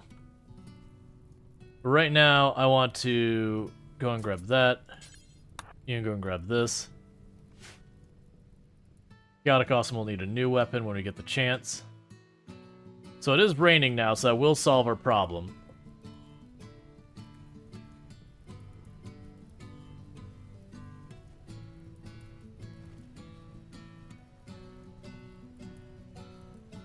Yeah, I'll have to deal with that.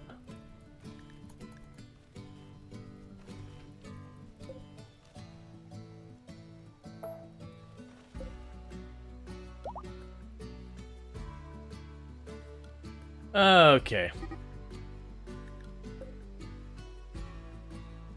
So we've got everyone going on. We have extreme break risks because we still have people who are starving. We have people who are bruised. We have people who are just having a rough time of it. But that was just bad luck where the game doesn't have the idea in the base game where you can be like, hey, this is dinner time. Make sure you eat. Or like, hey, eat at this threshold. So we went into that fight and half of our people were basically on the edge of already, like, being mad about being hungry when the fight started.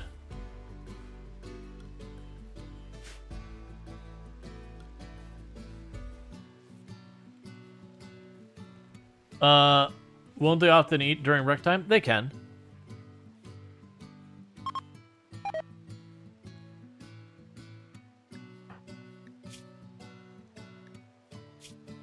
You get a whole bunch of people who are in pain and upset in general.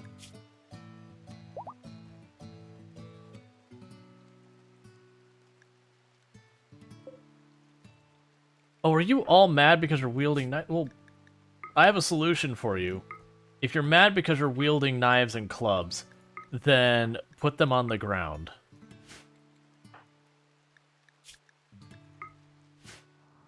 I don't want you all complain because you're like, oh, it's not a high-tech weapon. Ew.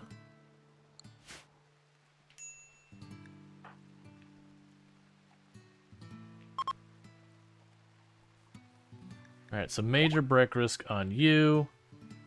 Because you need recreation, and you're not getting that because you're badly hurt. Alright.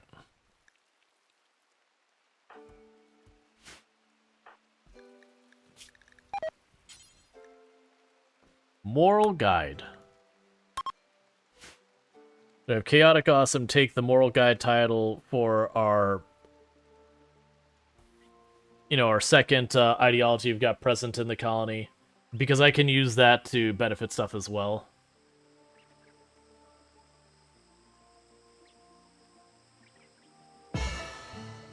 All right.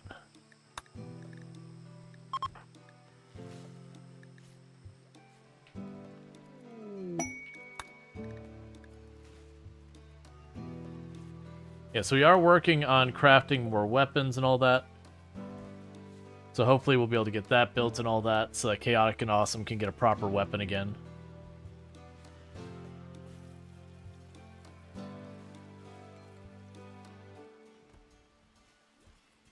Okay, and how long are those kids staying with us?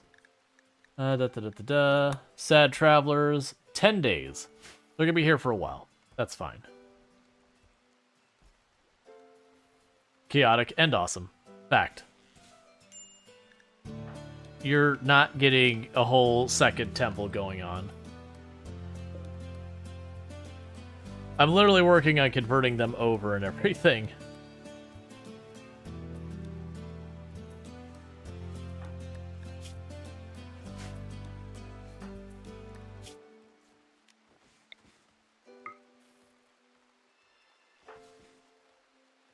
To get Chucky 49er, you know, patched up as fast as we can.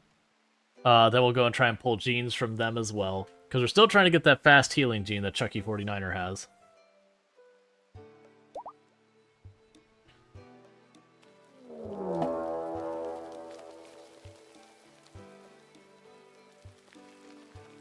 They can teach you any skill set. I didn't see what it was. So it looks like it's Chucky 49er's bedroom that is the thing. This is actually kind of a crap placement for the way I built this up here. So what we're going to do is we're going to drop you two back here. Grab all of our ranged people we have available.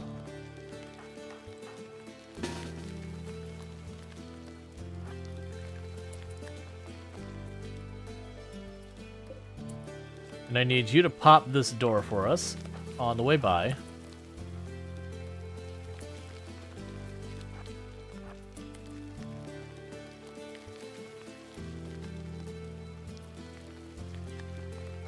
So we're going to trash that room pretty bad, but that'll be okay. Why is our power offline?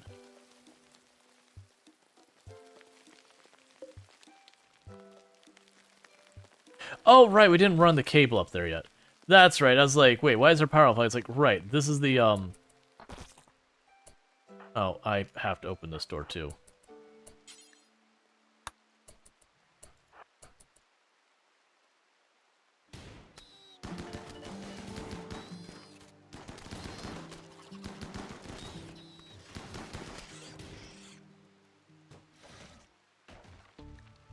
That's fine. The moment they poke out, like I already accepted this room's furniture as a loss. Yeah, no, we haven't smoothed out the walls to run the wire yet, so that's what's going on there.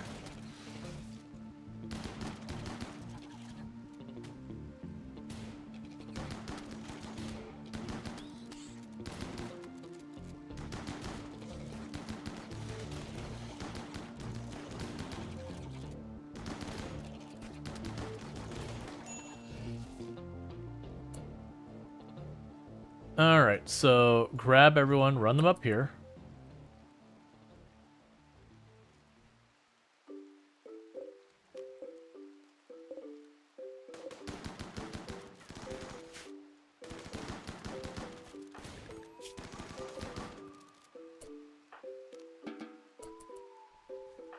Okay, and finish you off, finish you off.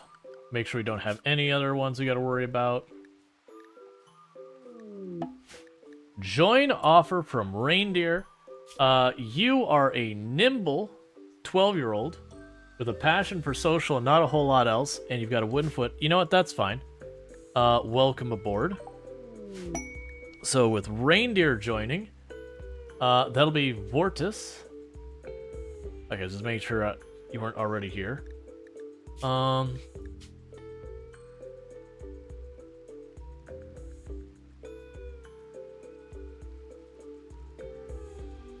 Okay.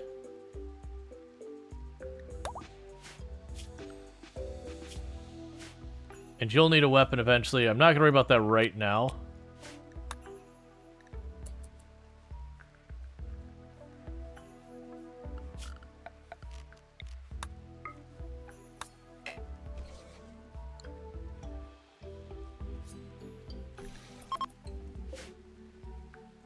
Okay, so we're working on that. We need to get you patched all up. We need more weapons. Which luckily we are working on that right now. But we'll get there. When Kirliz pops out of here, we're going to grab everyone once they're not going to be woken up. Do a conversion ritual and try desperately to get more people converted over. Because unfortunately, the problem I'm running into is I have, like, very few people who can actually get a lot of stuff around here going on. For right now, Vortis is going to be our dedicated cleaner. Unless we get other passions for them.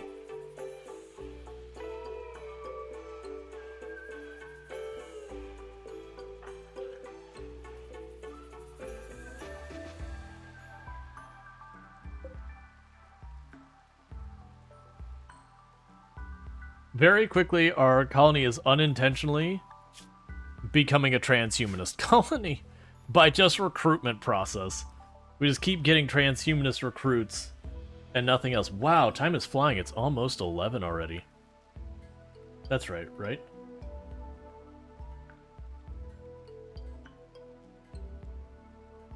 Just checking one thing. Take a sip. What's the worst that could happen? Okay. It's almost 9 p.m. Oh no, all right, thank you for that. I have the hours wrong. I was just about to be like, wait a second, how is time going so fast? That makes more sense. Okay, yes, I can, like, the Lego pieces. Let me get those Lego pieces I owe, so I do apologize about that. Yeah, no, the only reason I mentioned that is when we hit 11, so we got a little bit over 2 more hours. When we hit 11, I do the switch. I do play 2 games a night, most nights. So I owe 2 Lego pieces. So I've already got some of them set aside. So we've got this thing, which is what we've been working on. And so this is one of the pieces here, which we're then going to add to this, which doesn't count as a piece because it's just taking a piece we already have and attaching it. And then we take this whole assembly and flip it this way.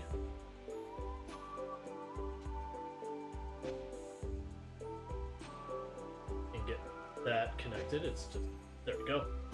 Snapping together. And so the next piece we need is 2 of those. Okay, that's for every 100 biddies and for every sub, regardless of what kind of sub. I toss an extra piece on to the kit. That means the second piece I owe, and where do you go exactly? You go here. So the next piece goes there.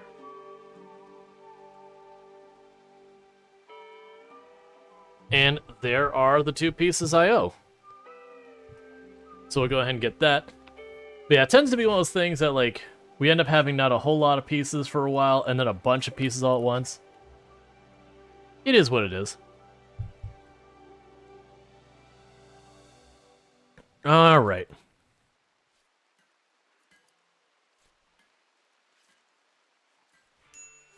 So yeah, your room got trashed.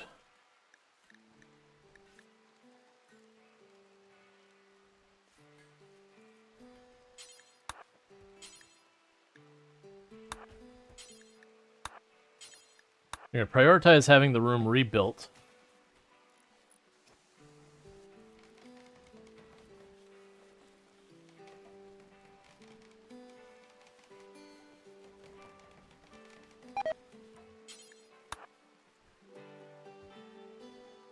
Alright. The German word for Lego piece is Baustein. Okay. Interesting. I mean, I would assume they would just call it Lego, because Lego, the word in itself doesn't mean anything in English, so I wasn't expected to mean something in another language.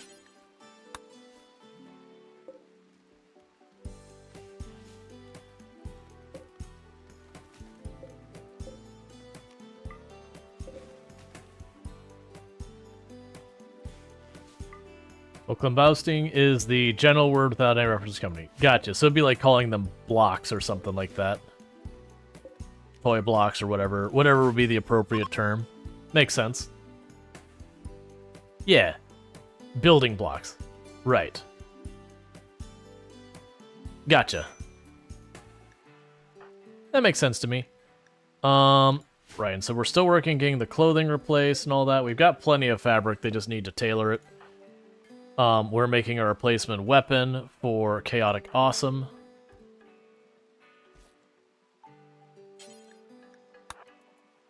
So Chaotic Awesome is armed again, and we'll work our way through getting more people equipped. burning through those components pretty fast and that stuff, but that's okay. Do you have an electric Taylor bench? I don't. A danger cluster. So, no. No, I don't want it. I don't care. The marriage is on. White Jaguar and Chucky 49er are now engaged. Congratulations. You should be popping out of here very soon. And then we'll get everyone together. Disease malaria on what feels like everybody. So let's take our terrible doctors off the roster and leave it only to... Oh man, we have so few good doctors. So it's Lord Love and Soul Adams. Please tell me you don't also have it. Come on, not Lord Love, right? Of course you have it. All right.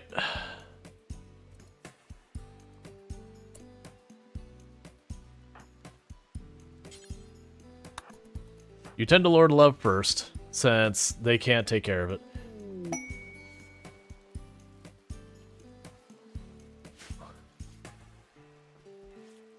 Clam Baustain? Gotcha. They say the perfect amount of beds.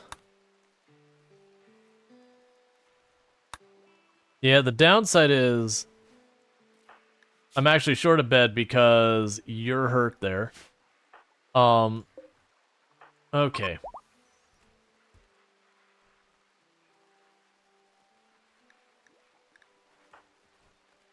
Roger, I appreciate that you're trying to get your shooting lesson, but I also need you to not die of malaria if you could work with me on this one.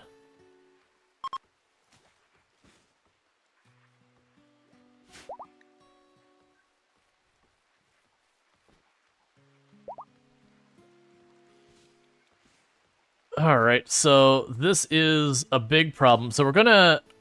So Cure Liz is up. So what we're gonna do is we're not going to bother doing the conversion thing. Where is Cure Liz? What you're instead going to do is you're going to preach health on Lord Love. And the reason you're going to do that is Lord Love is going to be continuously getting up again and again and again to treat other people. Actually, let's hold that. Lord Love's doing okay so far. There's too many people who are sick, and a lot of them are mine. Like, honestly, Koala, I think, is the only one who's sick who is not one of mine. Go to bed, Moriarty.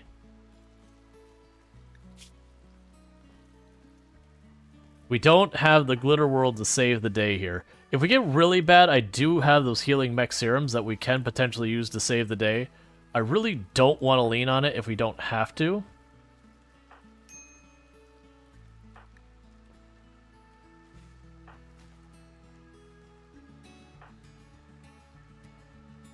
So Prodiger is losing their fight right now. But Moriarty's also in pretty bad shape.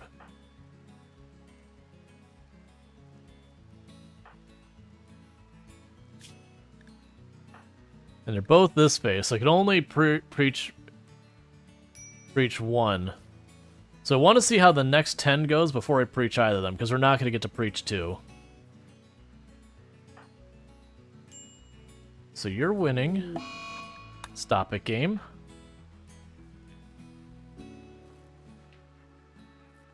Can you buy Glitter World in a trade excursion? I don't know anyone nearby that has glitter.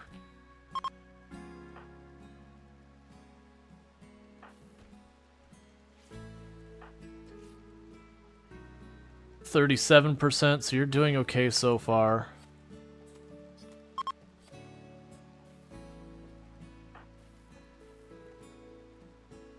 Yeah, so I think Pronger is going to be the one we're going to preach health.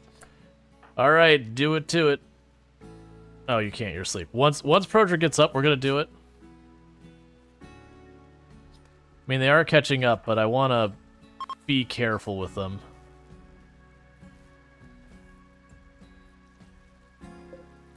That's a really good tend for that medicine. Visitors. Okay, so Cure Liz, where are you at?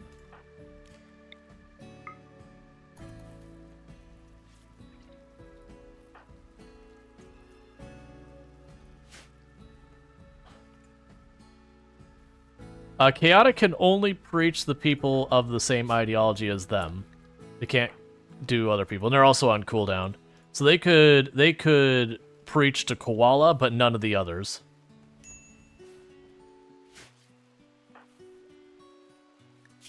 I take that back. She can actually preach health to Chucky 49er, but Chucky 49er is doing really well.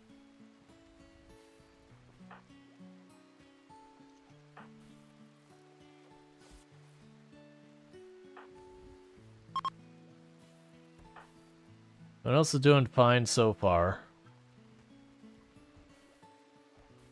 I need you to go to bed. I'm getting really worried about you. I mean, you're winning by a large percent.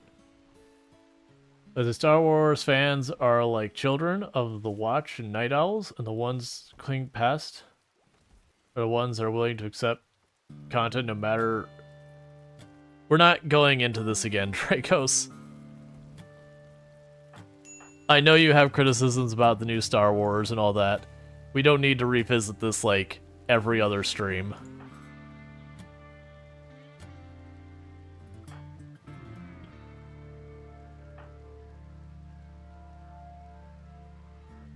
Man, I like the new stuff too.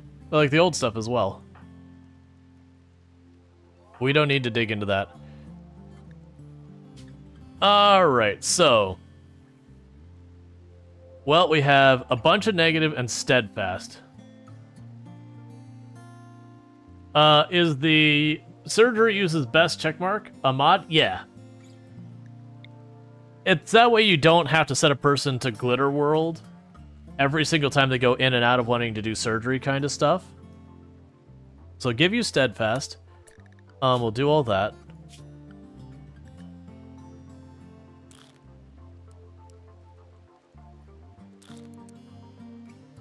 And we can have you do that. That's all fine.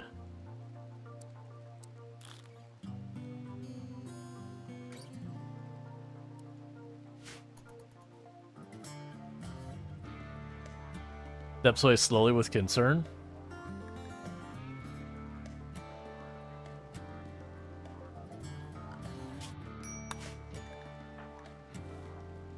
Alright, come on, buddy.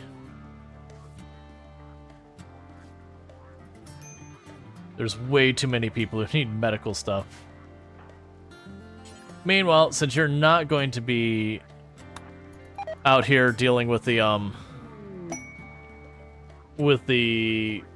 conversion thing, we're just gonna have you go right back to de-aging.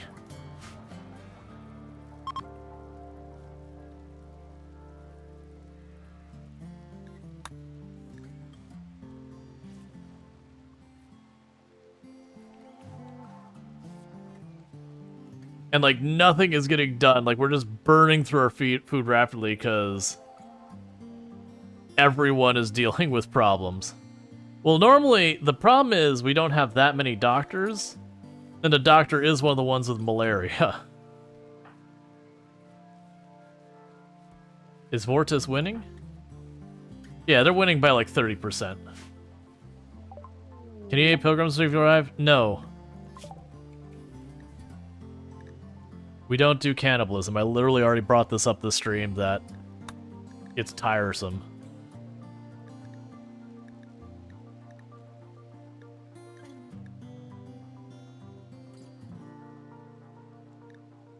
Well, you know I'm being a little snippy about it, but it's like we've already covered this multiple times, and every single time can we eat and you say people, I say no, please stop.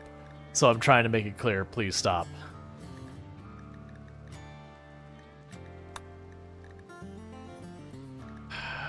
We're going for that.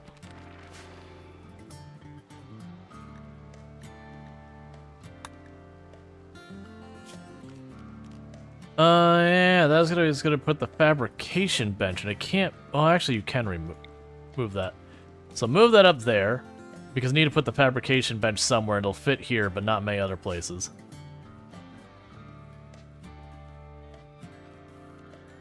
All right.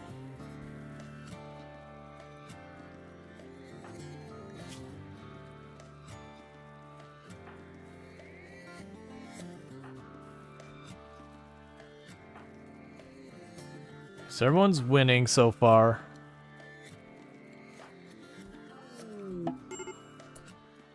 I need my only doctor to not be actively having a baby right now while they have malaria, and everyone needs to be treated with malaria. This is a very inconvenient time to baby, I will say.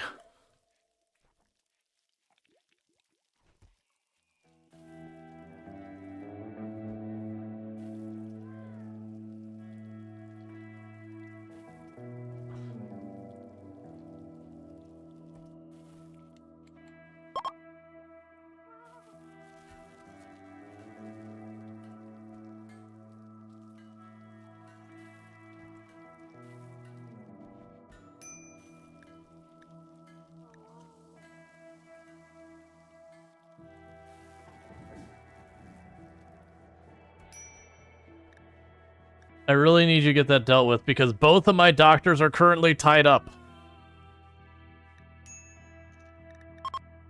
And I've got people who need their malaria treated.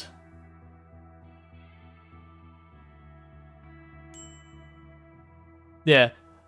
I mean, we are making a baby at the same time, but we're also... These are both my doctors.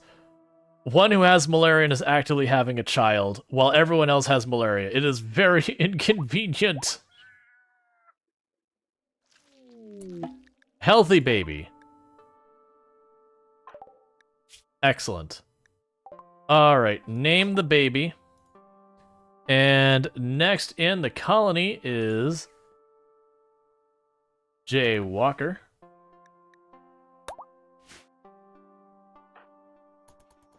So the downside is, that means my main doctor can't doctor right now. You want me to send you help? You know, look, I'll talk to you in a minute. We got a little time before I have to accept that. Yeah, 8 days. That's fine.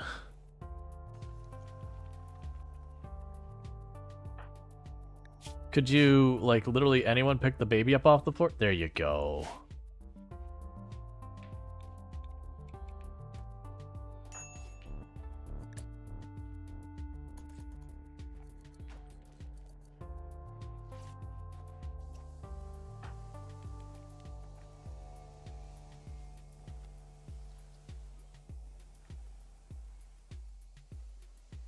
No. People assume healing mech serum can do 1,000 times more than it can actually do. Healing mech serum, it can cure most negative things, but it's like very narrowly to just that kind of thing. Medical emergency. What? Why are you not being treated? Okay, you're already on it.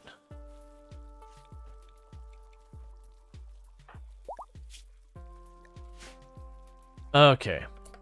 So meanwhile, you're going to consume something, and then you're going to get your gun back. Is Koala okay? I believe. Other than the fact that they apparently have spent a lot of time standing in the freezer. Which I feel like is a them problem, not a me problem.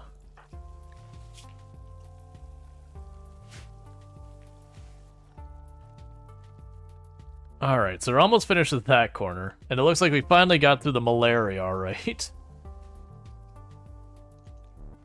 She was drawing a lot, so you're worried. Yeah, I don't know why. Every single colony I've ever had, they always want to draw specifically in the freezer, and I don't know why. It's just the place to draw.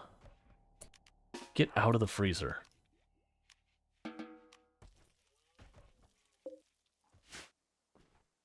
And that's even when I finish the floors. Like, these floors aren't finished. But it's just kind of those things like, please stop drawing in the freezer. Post the snacks? That's fair. The dig. Okay, so there's an ancient complex nearby. So you want me to send people to help you. For 21 days. That is a decent amount of time. Actually, you know what? As much as I like standings, I'd rather those people be here.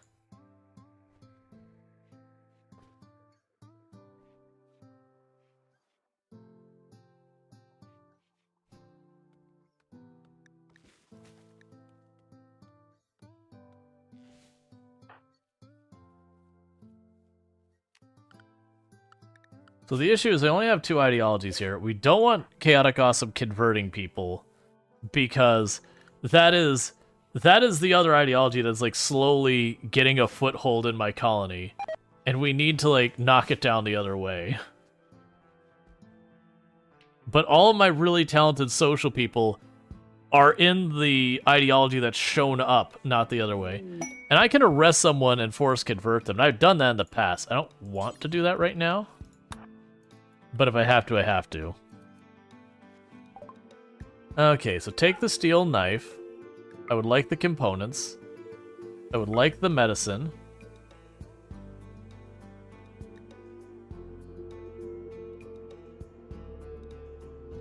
And that'll do for now. Low sleep. Why are you tempting with this? Grab the low sleep.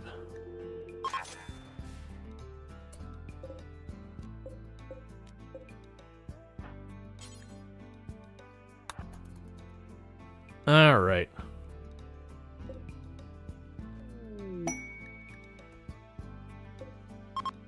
Why do they show upside? Because they're dropped from space. We're trading with someone in space.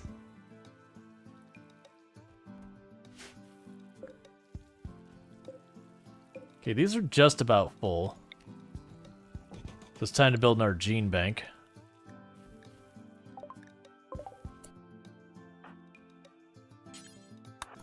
You can trade with them now.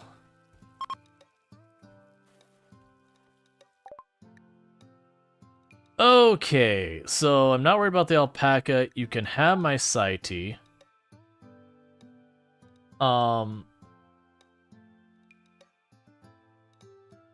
No one wants anything. So we have a lot of good stuff here.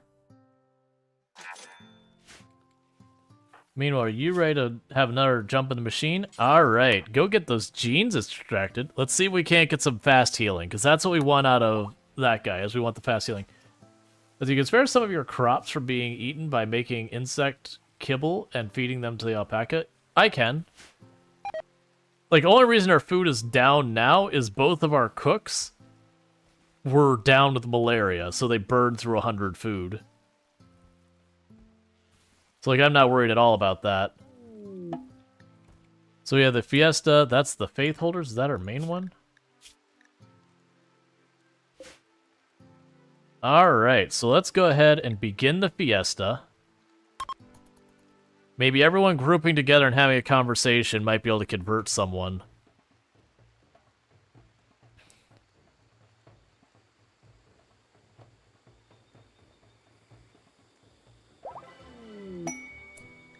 Okay, so we had a fun time and a reform ideology time. Heck yeah. You're missing the party? Well, you shouldn't be sleeping. So, reform. Okay. So...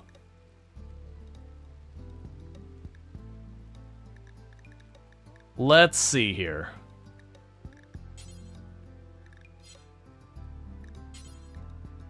Frequent. We're going to harass each other about our ideology. And I do think it's fair that we add a festival.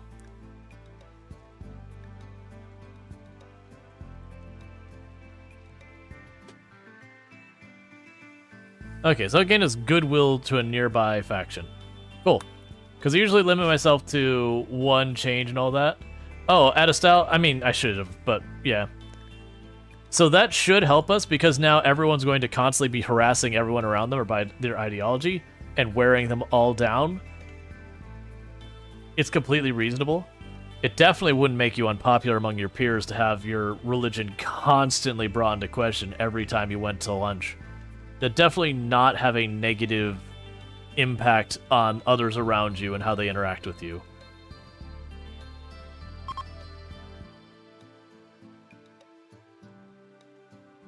Yeah, probably would no one resent the constant attempts. Certainly not.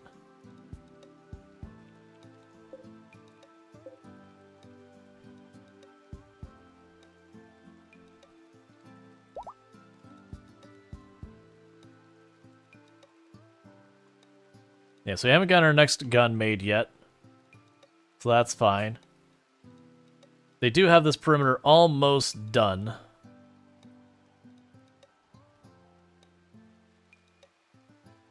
And then we'll bump our alpaca from up here to down here and just let him figure it out.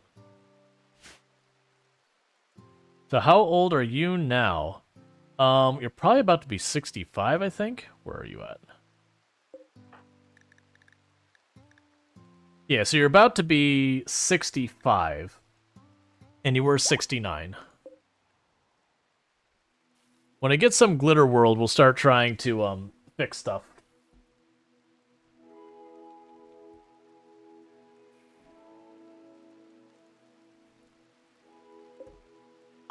I didn't even see what we got out of here. What did we get out of you?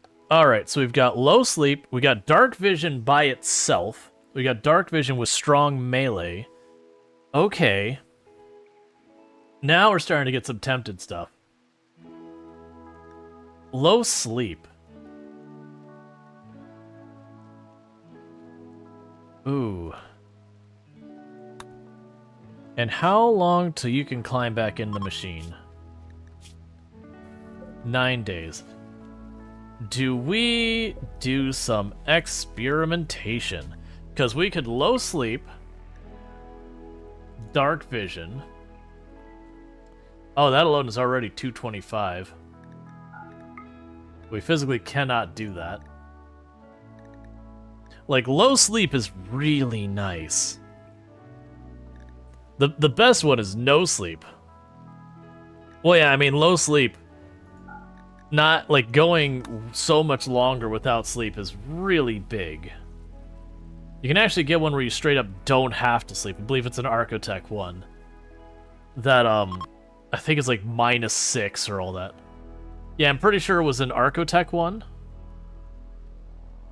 Like, none of the default races, I think, have it. But, it is available using the, where are they? Are they still over here? There's the Archotech, like, little module things that you can get. Yeah, these. You can get no sleep as a thing, but it's really expensive. But no sleep. Now, the thing is, no sleep actually has some negatives to it. Because for couples, they never go back to their room and share a bed or whatever. So, you know, there are negatives to it as well. Great memory and fast learner combination? You're about to be the smartest person this colony has ever known. We're gonna give you social as well.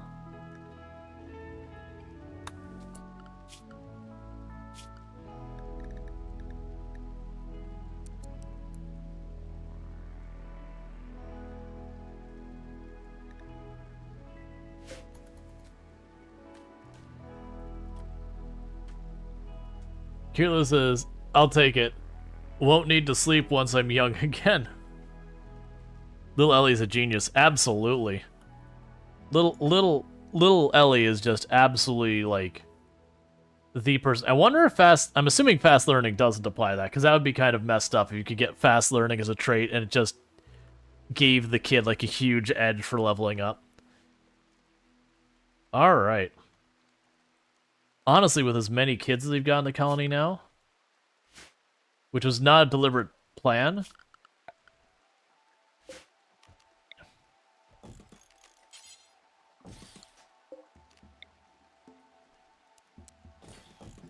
get a second school desk in here. Not that that's going to get done anytime soon. I've got too many projects queued up, which is the reason I'm trying to not queue up that much more.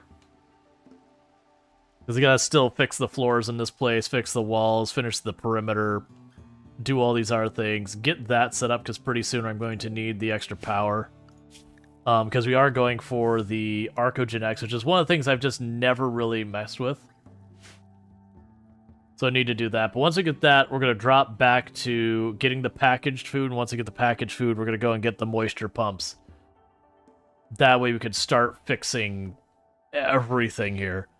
Because then I can go and I could put the moisture pumps to start working them away around the perimeter, start replacing this wood wall with not wood. Start converting a lot of these other places that I can't do stuff with into being useful.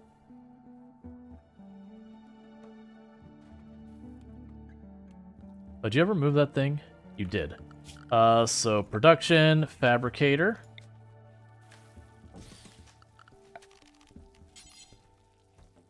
Starting to get pretty snug in here. So I don't have any advanced components because we haven't gone for my point. I wonder if I could still tell them to say, hey, like, go ahead and deliver the components here.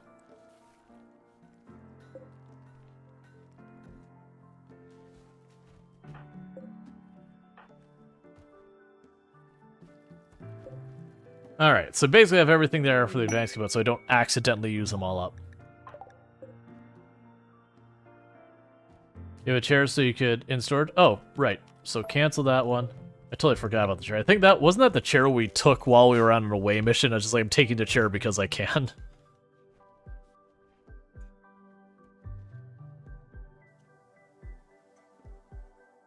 All right.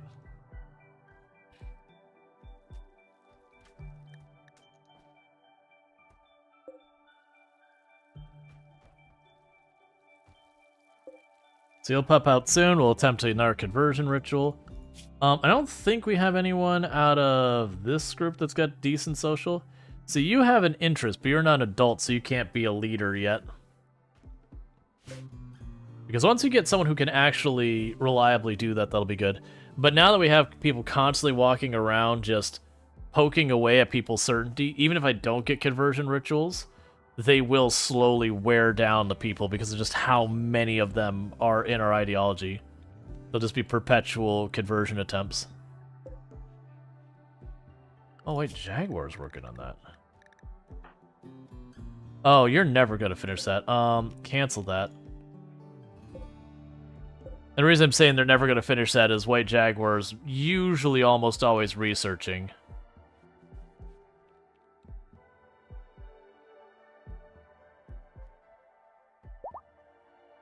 So have one of the aircrafters deal with it.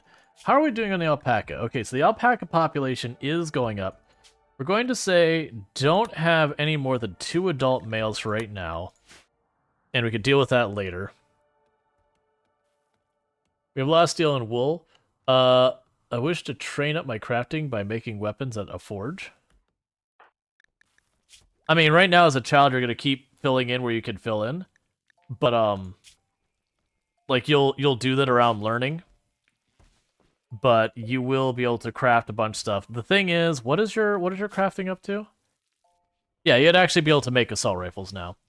But it is a thing that we have the children have recreation for almost all their time, because that when they do recreation, they do learning and all. Wood, not wool. Yeah, no, it's fine.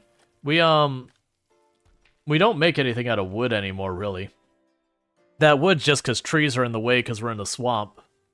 So we just make walls out of wood. Yeah, now your character will get crafting. I mean, they already got a good amount of crafting. But they'll get there. How much longer till you are all out of here? About a day and a half. A little under. Alright. And pretty soon we'll be able to remove the pen marker from up here. We already have one down here waiting for it to be sealed. And in the moment it's sealed, we can just cut the animals loose. What's the actual story with the man, the children? It says a group of 7 refugees are approaching, consisting of Gara and 6 children he has taken under his wing. They say crop blight starved them out of their village. Gara begs for permission to stay at SnowRunner for 17 days so they can rest and regroup. In return, they offer to work and fight for free during that time. So it's just basically blight ruined their food situation and they were running to try and get food. So next time we have a caravan that we have the opportunity to get we have the opportunity to get I'm dealing with juggling things. We get a chance to get some advanced components. We're going to need to get some advanced components. Or a quest or whatever. I usually don't have a problem because I usually have some stashed away that I got at some point and they just sit on them for a long time until it's time that I need them.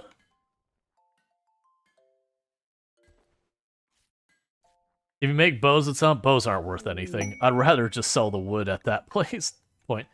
The issue you have right now isn't a lack of materials or a lack of recipes or anything like that. It's, as a child, you have a learning stat. That, to me, that is a much higher priority than these stats. Because these stats I could fix anytime I want. The learning stat will get you passions and get you traits and all that, but once you're not a child, it's gone. That said, you are actually working on some clothing.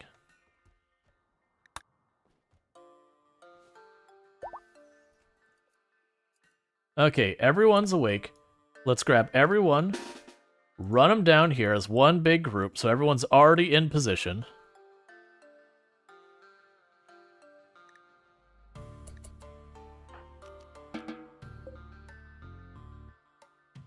Wait, you don't have conversion?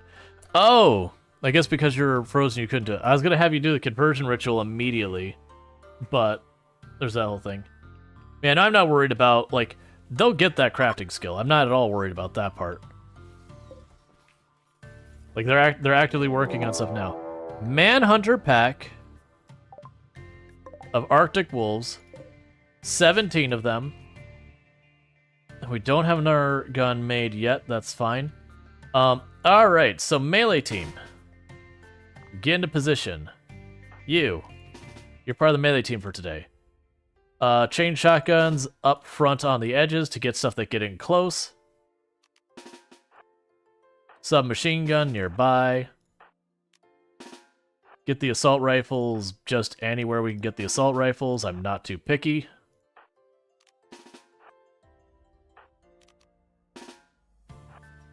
Get the children who have weapons, put them behind the front lines. And the other children are just gonna stay the heck... Oh, almost forgot you. You're carrying a baby. You're putting the baby away. Get everyone into position. We got a pretty sizable attack of Arctic wolves on the way.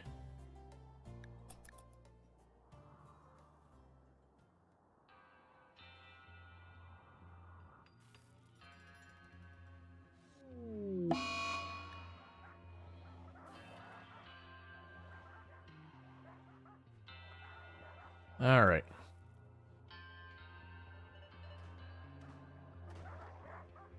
Please stop attacking that wall. All right, here they come.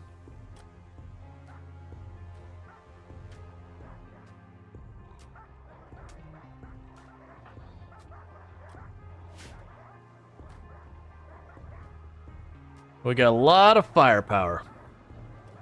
It's the animals. It's animal plague, not regular plague.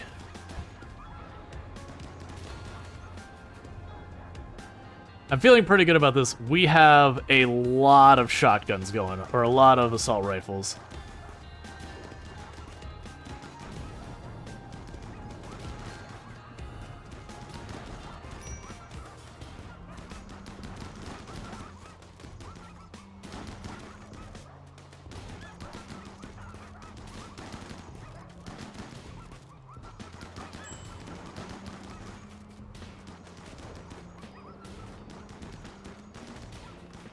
Let's see, the face cam blocks it. Yeah, it is one of those things that, like, it feels like no matter where I put it, the face cam is always kind of in the way.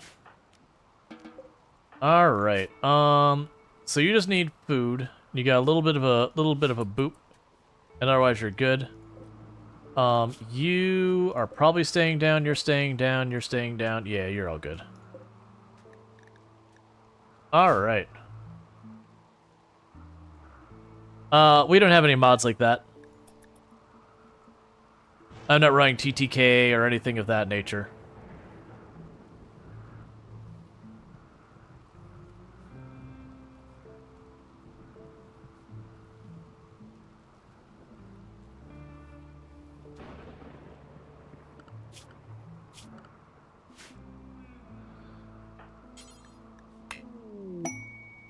Okay, refugees are leaving.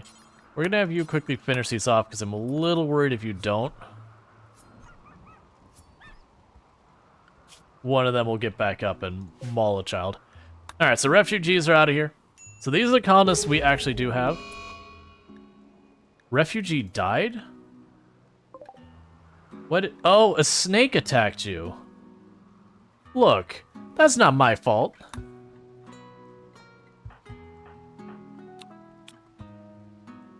Alright, so... Are they going to actually attack me, or are they going to keep running? They're going to actually attack me. I don't want to murder children. Game?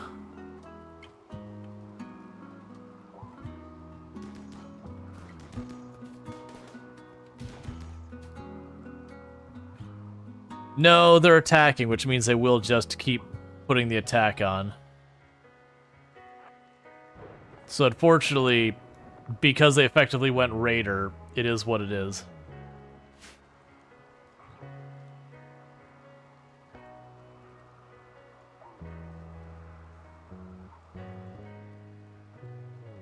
Usually with that type of stuff, though, they wouldn't go attack, they would run away kind of thing. So it is really annoying that they've gone the attack. I was hoping when he went down, they would back off. Well, I hate this.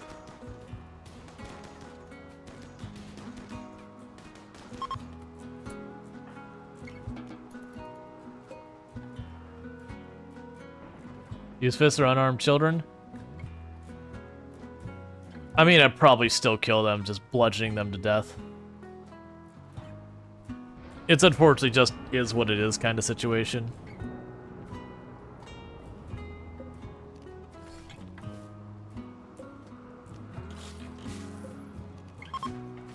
You can have an actual bed, you can have an actual bed. You can have an actual bed. Visitors, few items to trade. Yeah, no, RimWorld can be an absolute jerk sometimes. It is just what it does. Alright, so we can go ahead and you can take these random junk melee weapons we got piling up. I don't need the pile of spears. You can take our worn out flak jacket.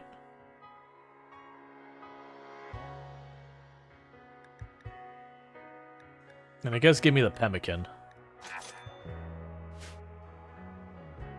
Alright.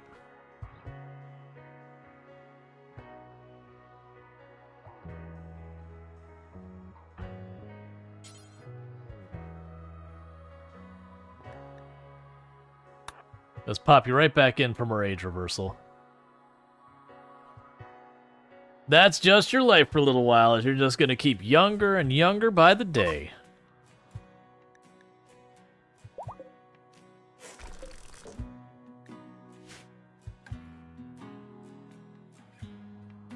I would definitely argue that RimWorld has no basis in reality. Like, we've got all the sci-fi stuff going on, psychic power, magic robot things. You have bugs that dig up through literal rock from below the earth to attack you. There's not much here that is at all realistic.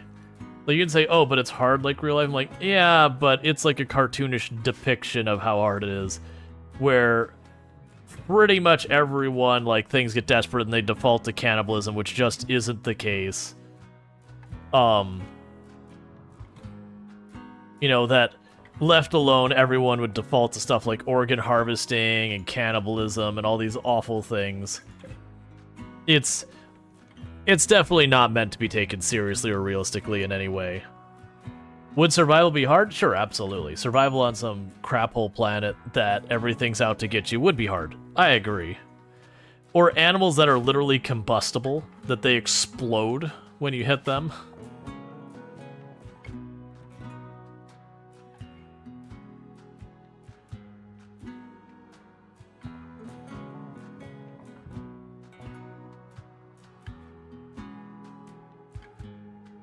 Yeah, no, I get what you're saying, but like, you're saying it's survival situations are hard. Yeah, but I mean, I would sit there and say, like, there is nothing realistic about RimWorld one way or the other. It's not meant to be. Like, it's very deliberately meant to be almost satirical, if anything.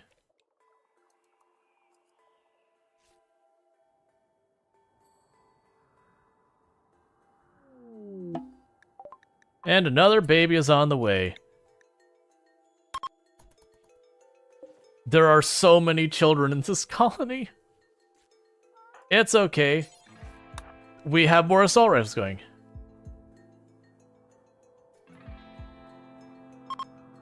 It says you read the lore about RimWorld. In some sense, it's quite realistic.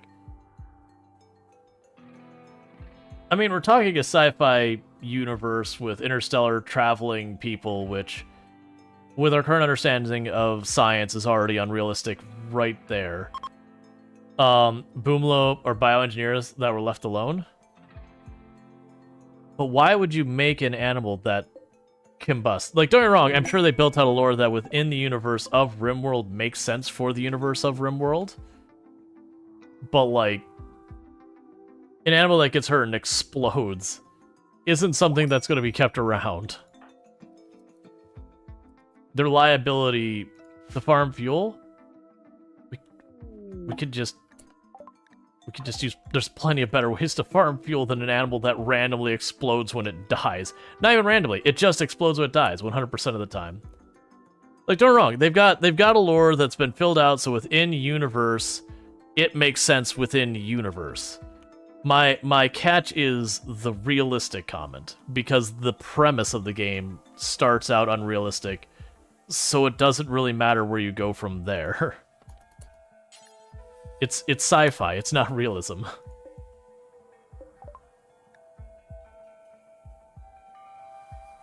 Because I run into that as well, because like people be like, well, Project Zomboid, if it was realistic, whatever, it's like, but it's not. It's a zombie apocalypse game.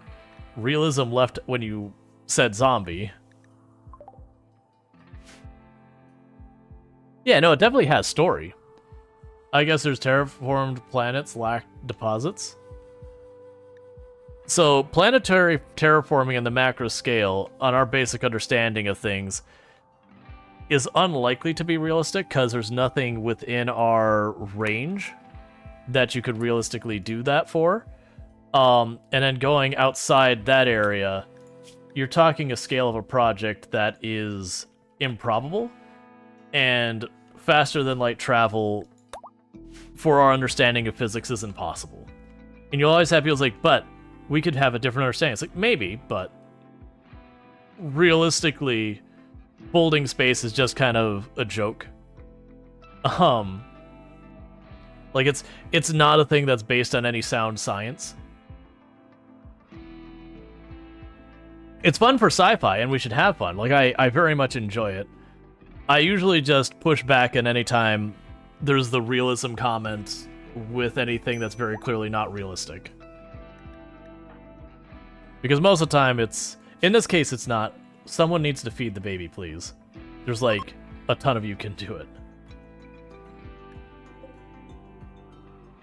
There's no FCL travel in RimWorld lore? I have no idea what the RimWorld lore is that. I honestly don't care.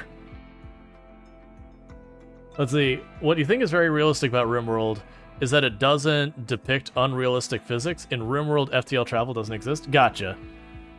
Okay. Reasonable.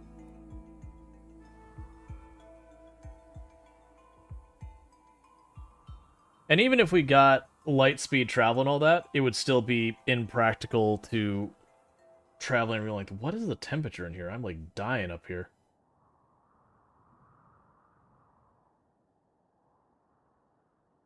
But yeah, no, I actually don't know anything about the lore for RimWorld so far as like their universe and lore. Because like, I assume to find the lore, you've got to go, like, look... I mean, I don't even know, like, is that, like, on their Reddit page that people have put together stuff? Do they have, like, a comic book or something? Because none of that surfaced in the game itself. Not in a real depth. They teach you the basic faction of, like, the Fallen Empire or whatever, but that's randomized every run.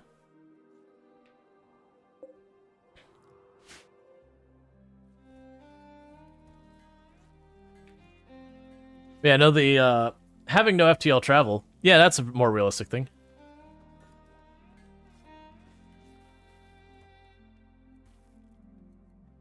But in RimWorld, it's possible for a squirrel to take out... Hey, I've had a guinea pig take down a panther before in the game. That you're just staring there and you're like, how did this panther die? And you see just all these little guinea pig bites the whole way up and down. You're like, oh my god. Leave that guinea pig alone. Tynan wrote an official document where the lore is outlined. I see. Yeah, I never looked into it that far. Honestly, if there was FTL in RimWorld, it would have shown up in your runs at some point. Alright, so Vortis is now an adult. Alright.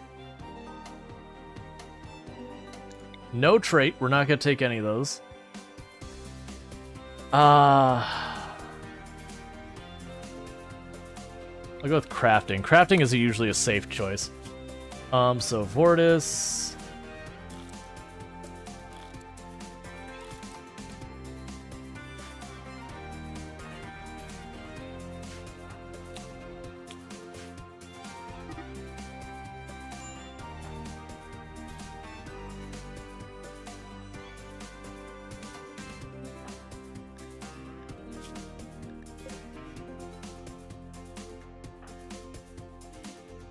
Why are you not getting your medical treatment? Let's see, another research gives you FTL tech on the space tier. Only parts. Well, to be fair, when you look at the space tier here, it just kind of sits there and it goes, the JT drive will push you through star leveraging quantum scale effects to beam momentum to distant stars. See, this to me implies FTL, which I get you're saying. It's like, quantum scale effects to beam momentum to distant stars. But yeah, like it could be one way or the other, but like it doesn't really dig into it. The ship honestly doesn't have much functionality behind it. It's just like you have an engine, you have a power source, and then pods. So it doesn't go into any of the nuance about how anything else works. But in RimWorld, there are many planets with human life. Some have developed into archworlds. Some bomb themselves back to the Stone Age. But they're all isolated because of the lack of FTL travel. The occasional spaceship landing lead to mixed tech states on a single planet. Let's see, it likely gets close to FTL, but no ships break that. Gotcha. I mean, I do appreciate more and more sci-fi stuff not doing the handwave FTL. Because, like, it's convenient for having it where different, like, cultures and all that interact in a very quick time frame and all that. And that kind of stuff. But I actually appreciate a lot of the stuff where they're like, oh yeah, we have just like normal space travel and all that. Yeah, the components are somewhat extract. Alright, so archogenetics, we finally have got them. We're going to start going for the packaged meals next. Okay, so we should have here... Was there a building I'm missing?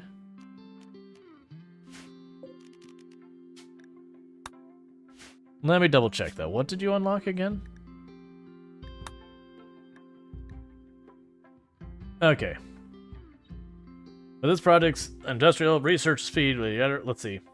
Thing possible. Architect genetics and arch capsules can be obtained from traders. Alright, so we still have to trade for them. That's fine. It's just to use them, we need the really nice materials that we've got 3 of right now. That's right. So we're basically waiting for like exotic goods traders, and on the rare occasion they can have architect, whatever you want to call them, traits. So again, like no sleep, those kind of things. No sleep, deathless, the really powerful stuff. So get all that going. We're making flak clothing, that's fine.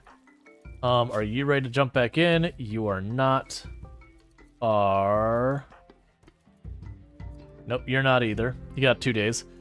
Because we're just trying to get a bunch of these good traits so we can mix and match people into making stuff. But I do think I could see going low sleep. Like, low sleep alone is pretty solid. Man, low sleep fast runner. If I had another negative I could dump in there, I could see doing that to balance it out a little bit. But low sleep fast runner is the we get crap done thing. This RimWorld does have cryopods, though, so it makes sense that they haven't hit FTL technology yet. Well, I mean, again, to me, like, it's totally fine from a storytelling point to have FTL exist in universes to make it enjoyable and all that. Oh, so do you still function? So you still seem to function despite the fact I've built a ceiling over the area nearby you. I still think I'm going to get rid of that ceiling. But I just wanted to check that.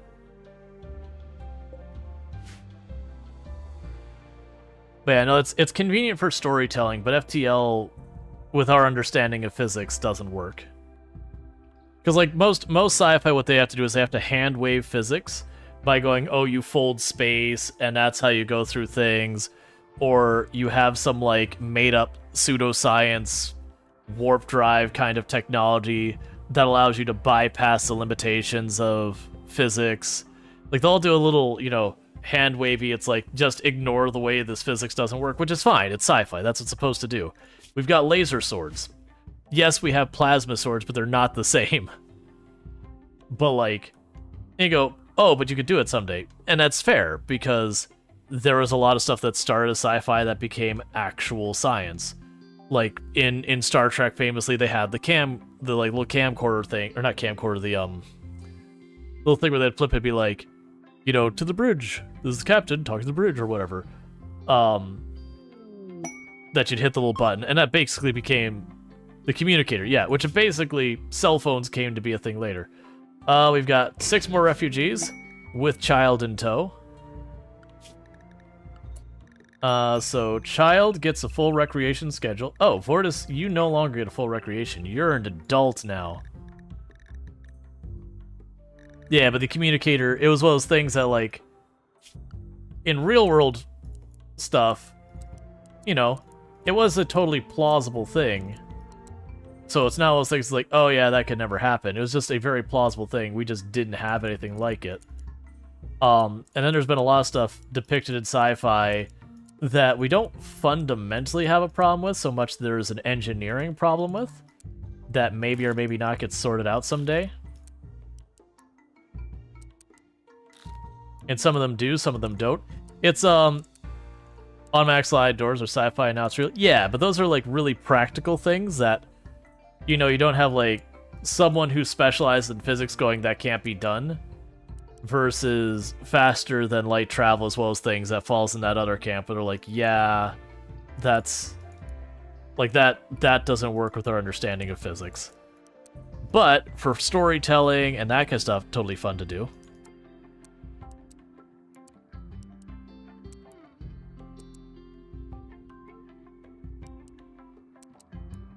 I usually don't let my guests ever craft unless I'm really desperate for it. And the entire reason for that pretty much boils down to, if I have them start crafting stuff, they'll get halfway through, and then it'll be in the way. And then there's all that. So you end up with a bunch of half-finished projects going, why aren't they building this? And then come to realize what's going on, so don't be nearby. Okay, so grab everyone.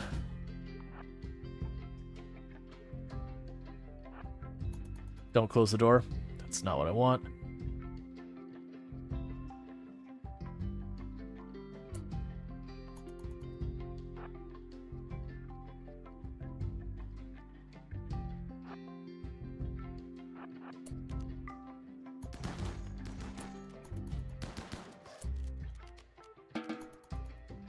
Dealt with it. Okay, so it doesn't need to deal with that, so it stopped hunting us. Let's see, solar pinholes might be an FTL thing, otherwise they would take longer to make. Solar pinholes. A cougar's hunting project. Could you just, like, nature? I'm gonna need you to just leave people alone for 5 minutes.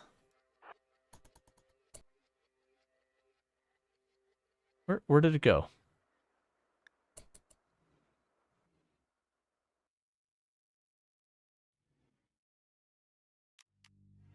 Just let Vortis and all that get past the guns.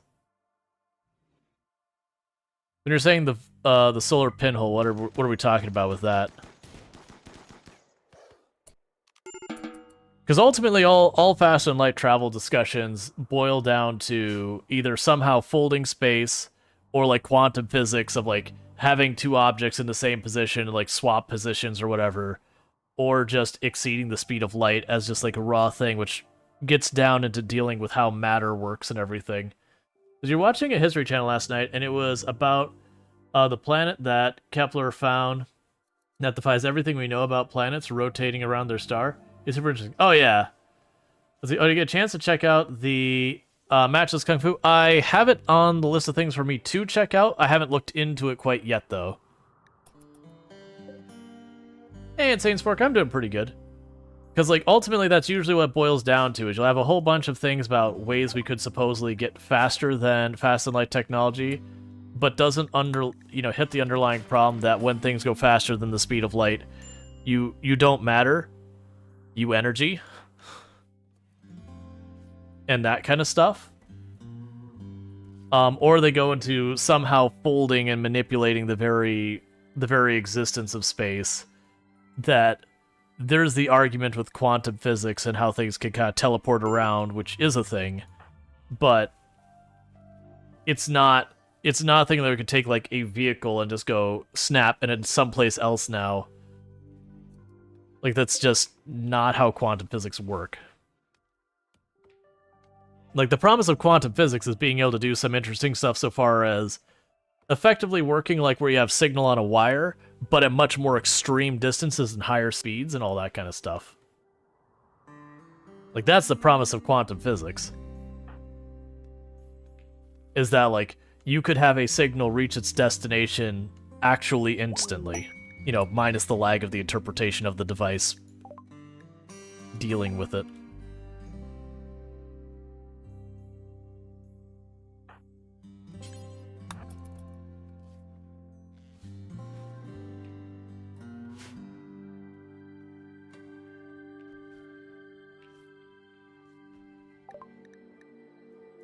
All right. We need more components. So we'll get those. I would like the medicine, but we don't really have the funds for it. We've got another worn out flak jacket. All right. So never sleep. Never sleep and psychically dull. I want that bad. I want both of those. Because I can work with the awful social and awful shooting and give that to our melee pawns. To offset some of the other stuff.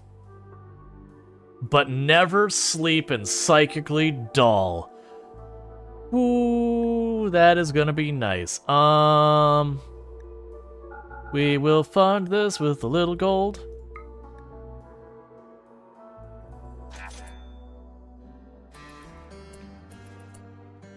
Alright, so before anyone gets too excited, let's bank that. Oh, you're not. Bank this.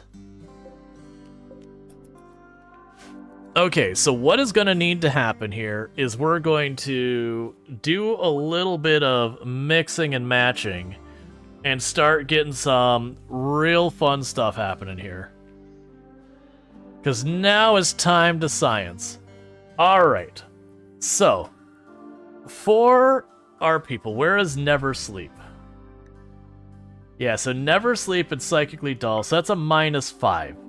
Right on the get-go. Now we could plop that in there with those for our melee pawns.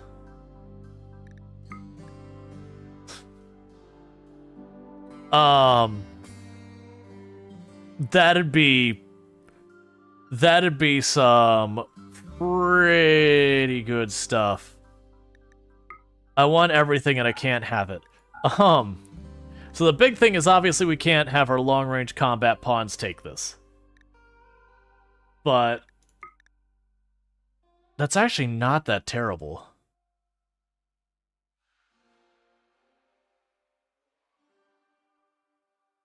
It would be nice if I had another negative I could put in here, because this could be our melee pawn build now. The Never Sleep, psychically dull, awful shooting.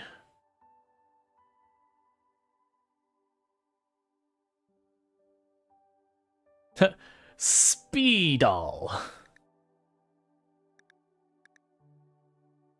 Start combining. Actually, I didn't even... Like, it looks like Never Sleep isn't even an Arco. It's just a regular one.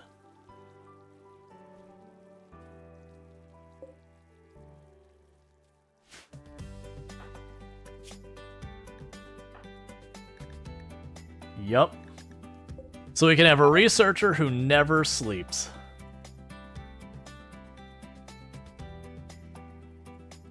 And we can have a construction person who never sleeps ever again.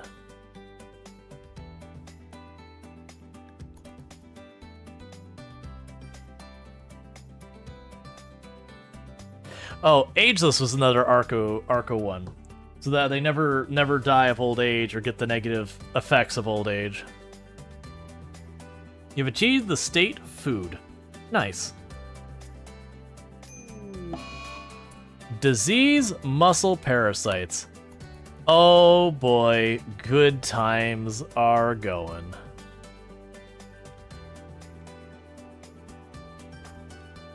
And meanwhile, are you ready to jump in the machine? A little bit longer.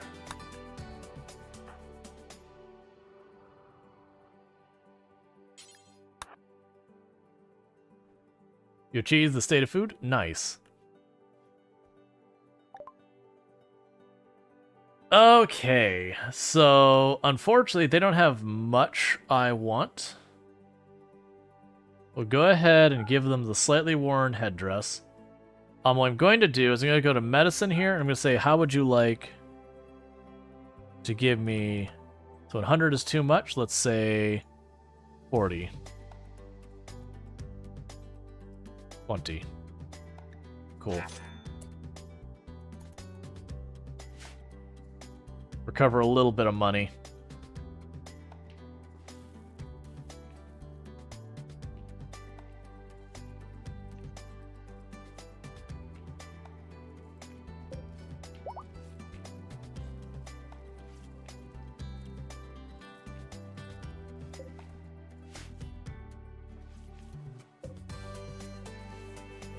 All right, hop back in the machine. Let's go get some more genes to mess around with.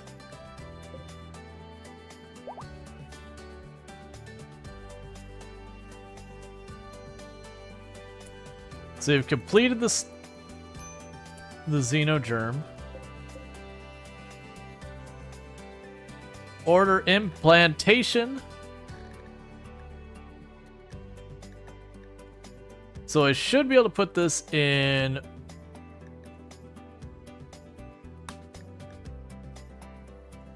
Yes. Additionally, implanting this will overwrite the existing current ones. Yup. White Jaguar is about to sleep for the very last time.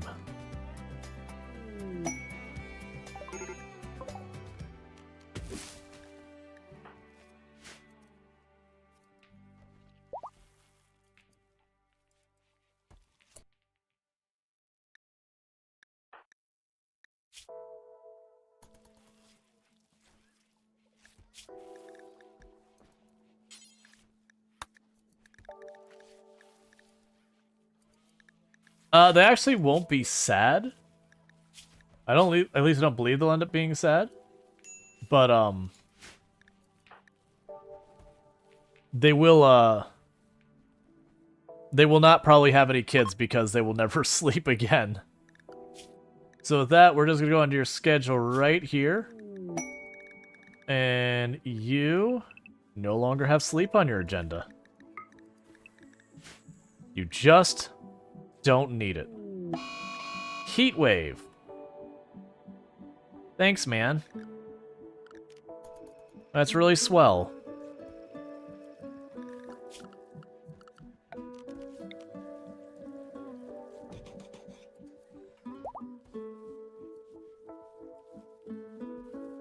See if that holds up by itself.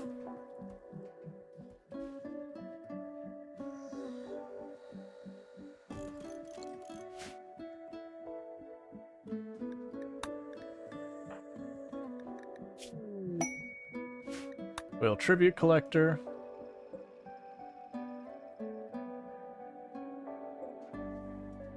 All right.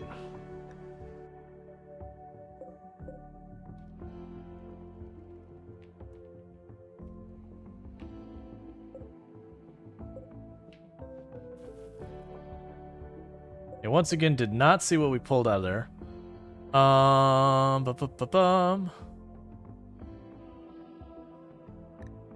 Dead Calm.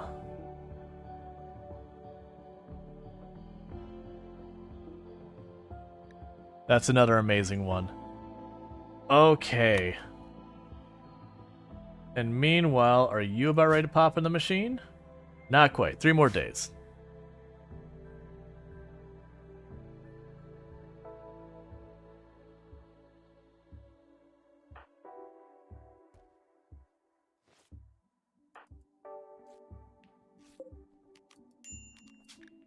So let's look at this. So we have Never Sleep Psychically Dull, the Fast Runner, and we'll do basically the exact same one again. If I add in the Dead Calm... Okay, that's getting too complicated, won't let me do that. Alright, so we're doing another batch of that same one for our other melee pawn.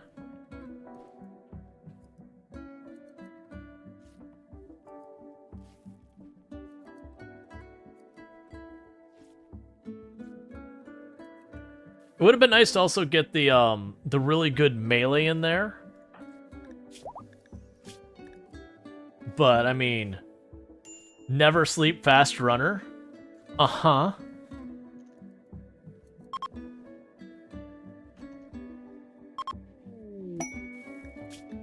Betrayal offer that they're willing to give me...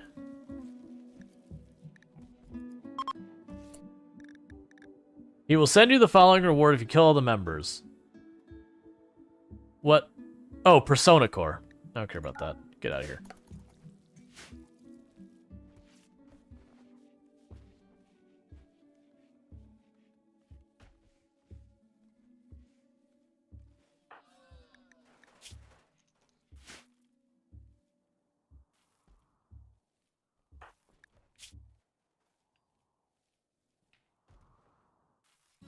Yeah, so at this point...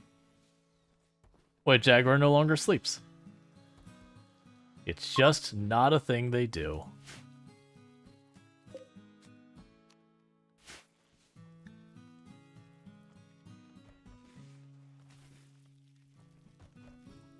Okay, so do we want to just put these healing mech serums to use?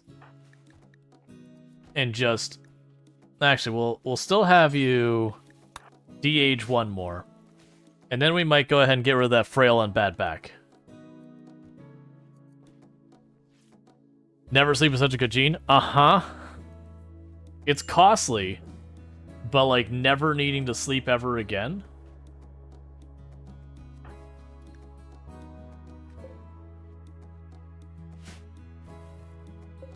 It is real strong. Now it's expensive, which means you'd have to take some pretty significant negatives. That's the thing I need to find, is I need to find some negatives to give my other pawns to make room for no sleep as well. Dead Calm is also nice because it just about eliminates social fights.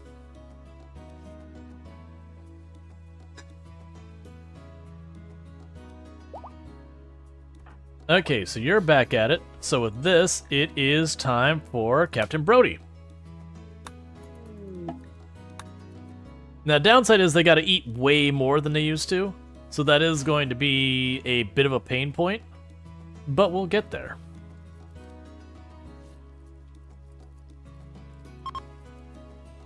Oh, we got another rifle. I've lost track of who even needs a weapon anymore. I'll have you go grab it.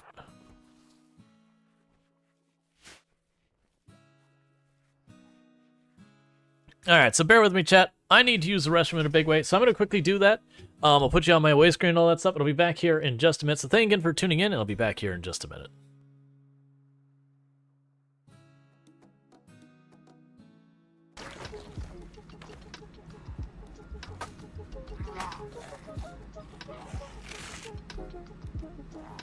I better not die from that.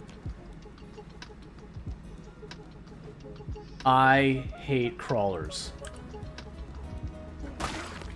Well, that is our first zombie injury. Godslayer, good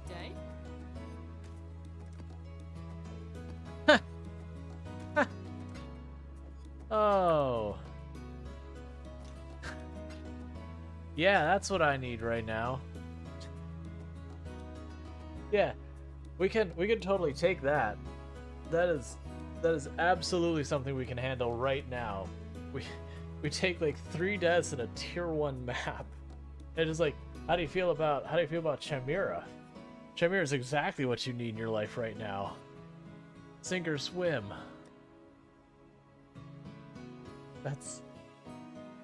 Now, if only you kids could pick up litter this efficiently, we'd have the cleanest town in this side of Gem Sea. Vote for Mayor Lewis, my jokes are terrible.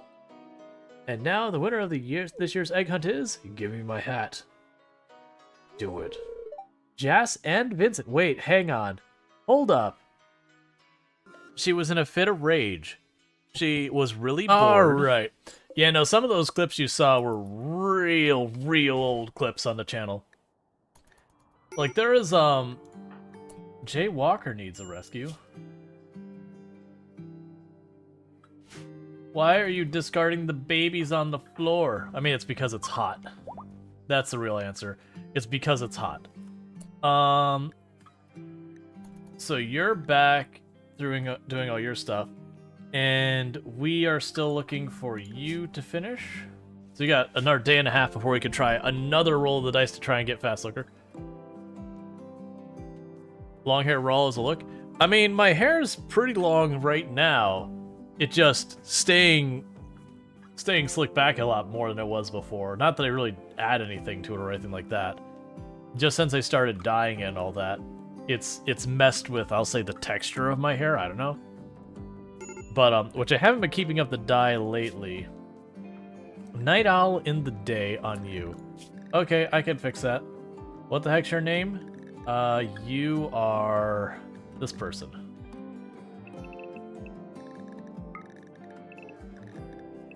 Sorted. Next. Blistering hot, sweltering hot, sunlight sensitivity. Night Owl in the day on you as well. I didn't realize there's so many Night Owls in this group.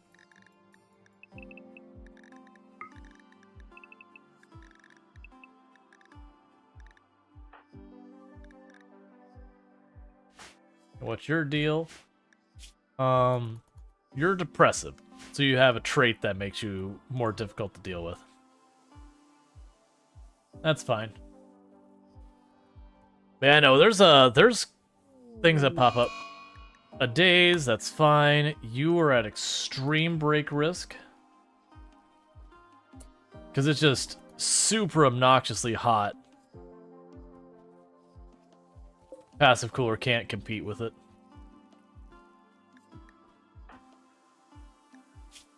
A lot of people having minor heat stroke.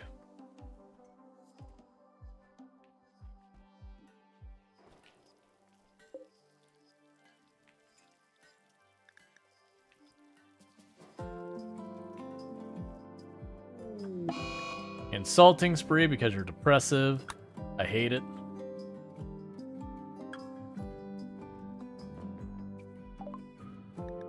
Package survival meal. Cool. So you can get that on the queue. So go down to this stove, and after everything else you've got here,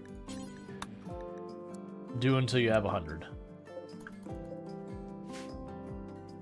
Alright. So I am just trying to ride out the heat wave versus putting a lot of effort into dealing with it. I probably should put ACs on this place by now, but it is what it is.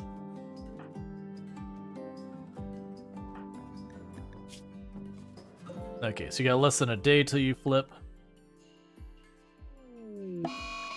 Fire starting spree on you.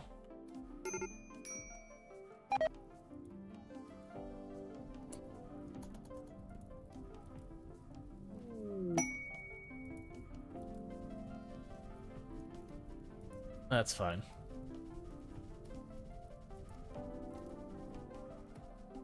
There's enough people here that a fire starting spree is not getting away.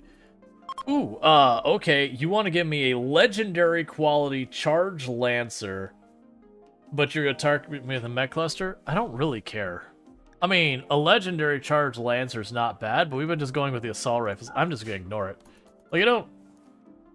Honestly, a lot of those ones, you only take those on because you can. Like, we're getting plenty good weapons here. How much longer till these refugees go away? Okay, less than a day. Cool. That's good, because they insulting spreed each other, which works out, because it means they took most of those. Temp control the base? I mean, I have so many other priorities I'm trying to deal with right now. Like, I want to get this perimeter done. That's just the issue, is I've got, like, my hierarchy of things I care about, and I don't really care about the temperature that much. It's pretty low on the hierarchy right now. Are you already almost full? Another bank. Oh, and you should be... Where are you at?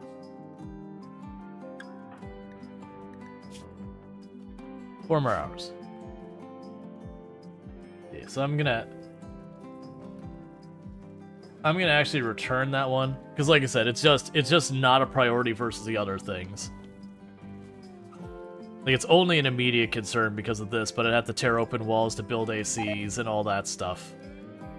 And then because of the way I built the base to actually level it out, I would also need to, like, break down a bunch of walls and add vents through it, and it's just normally not that big of an issue. Alright, your stuff is regrown. Get right back in the machine. Excellent.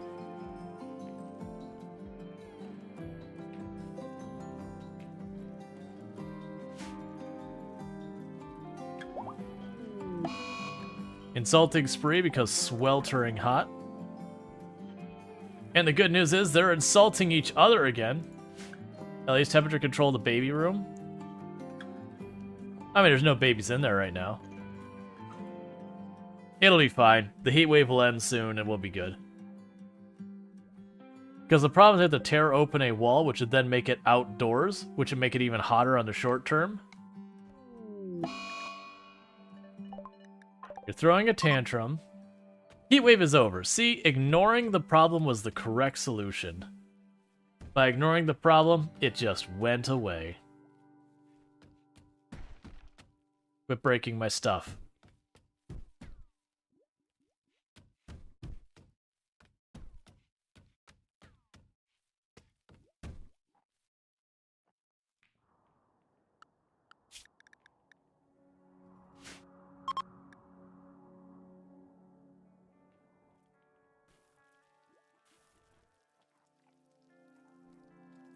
Okay. We probably should sit there and make that, like, get that sorted out, because I also want to get the de-aging thing. Alright, cool. So they're leaving. Good riddance. They were nothing but trouble. Fast wound healing. Let's go. Thank that.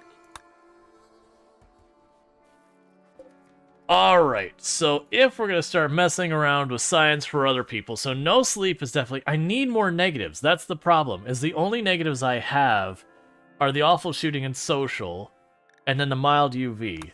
I need negatives. I need bad things. That's the only thing that's holding us back from doing more genetic stuff, is without negatives, I can't balance it out where we don't need to eat our own body weight worth of food every in-game hour.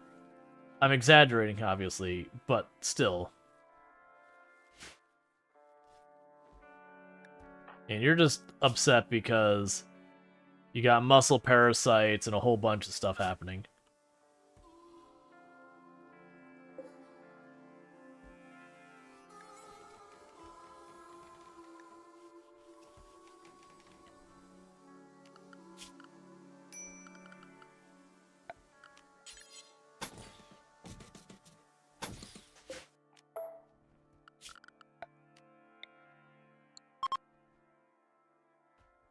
Okay, so you're getting down to the last part of that wall.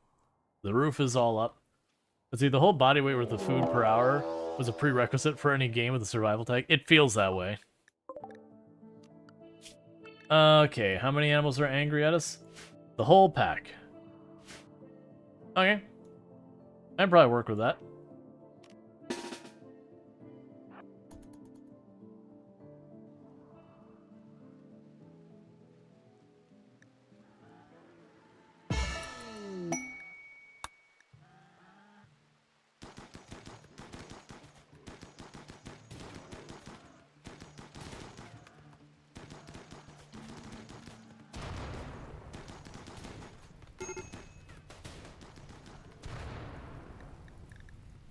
There's no need to worry this much about all these things catching fire because it's raining.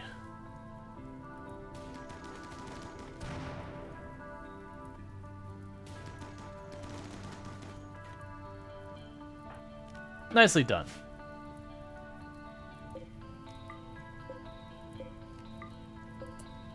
Hey, actually, you all just stand back and keep shooting at it?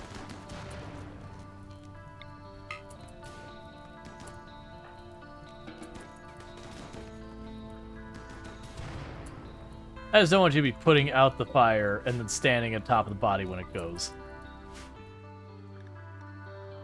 Let's see, yeah, people have been saying it's not a survival game because you don't have to eat. Oh, because Enshrouded? Yeah, no, it's been,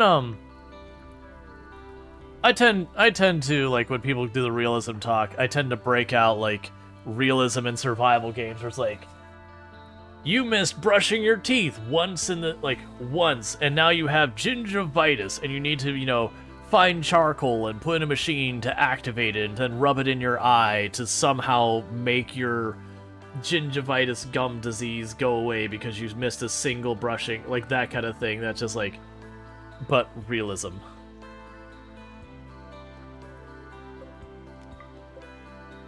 You know, or it's one of those things that in the course of a day, you'll eat like a deer and a half worth of meat, and you're like, what is my person that we're consuming somewhere in the area of like 60,000 calories in the course of a day just to make it to the other side?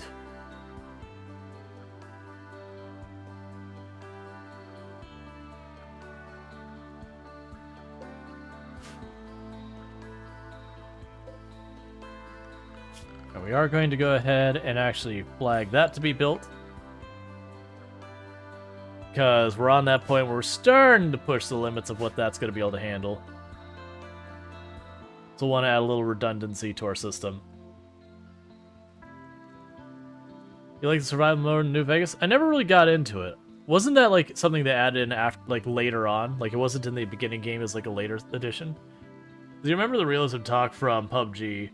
Like, sure, drinking an energy drink heals you in real life. Oh yeah, well that's all that's game, like that's the thing. Like PUBG doesn't try to be like hyper realistic, but that's usually the thing. Like when people bring up realism in like first person shooter, like Escape from Tarkov is one of those ones that people are like so realistic. I'm like, you know what?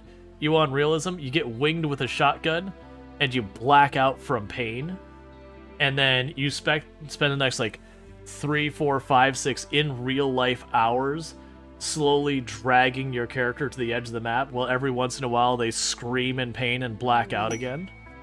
And then after you complete the mission, you can't do another mission for like 6 or 7 in-game months, or 6 or 7 real-life months, because your character is like slowly healing up from their horrible injury. So you know it's an exaggeration, but the fact that you always go to brushing your teeth makes me wonder what game teeth brushing mechanic and how did it hurt you? The answer is apparently gingivitis. Yeah, no, it's nothing. Actually, usually when I call it out, I usually call out Green Hell because I find a lot of its survival mechanics more obnoxious than fun, which if you enjoy Green Hell, don't let me ruin it for you. Actually don't know any games that even have brushing your teeth as a mechanic, nor do I have gingivitis in real life. But, it's just one I want to call out because it's specifically not me trying to call out any individual game. That's not the point. I'm trying to call out like the really, really high like realism type games that they purport to be super duper realistic and all that, but then the moment you look at it, more than 2 inches you immediately realize it's just not. I wanted to get all the way out to the borders to begin with, but...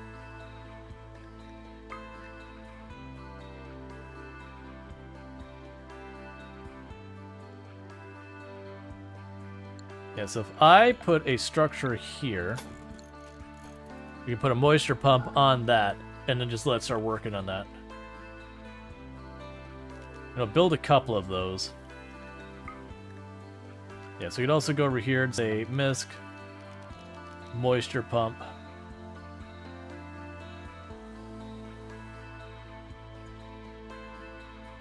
Trying to decide where I want to focus these.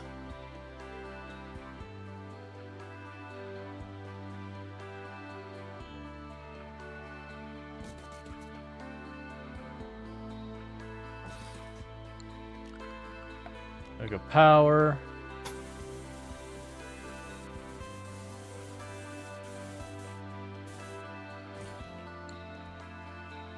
Alright, so we're going to slowly start moisture pumping everything up and get that going.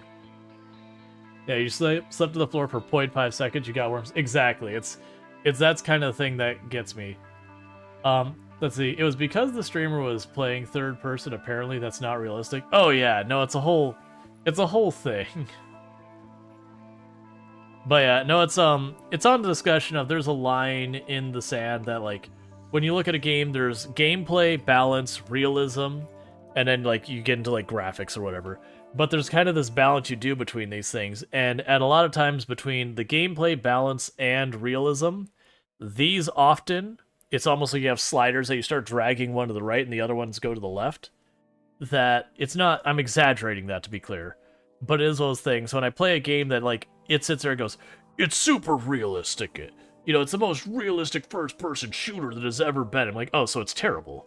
That's what I'm understanding. It's terrible. It means your gameplay is garbage and you got no balance. That's what's going to be like, that's the weapon you use. Why? Because it's better than everything else, because realism.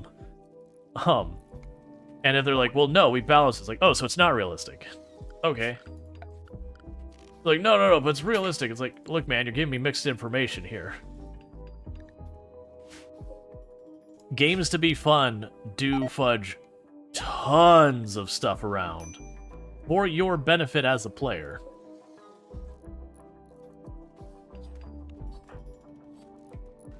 Alright, so we're going to have you de-age in here, because you want it really bad. Chaotic Awesome. Well, actually, didn't we have someone else who was older than that? Because we've already got Kirill's being worked on. Who was the other person? Like, Chaotic Awesome has some years on them. No, I guess it's Chaotic Awesome's the next oldest one here. Alright, so they're being immediately attacked by... it's almost entirely a ranged group. Okay. Soul is 59? Gotcha, there's the one. Alright, well, we don't have time to deal with this, unfortunately, so people are just going to have to live with their muscle parasites for a hot minute. This fight I'm not super excited by, because they're entirely ranged in this group. It makes me really not want to get the kids involved, because if they do take a hit, that's all it takes for them to no longer be among us. You have a baby, I understand. Put baby away, please.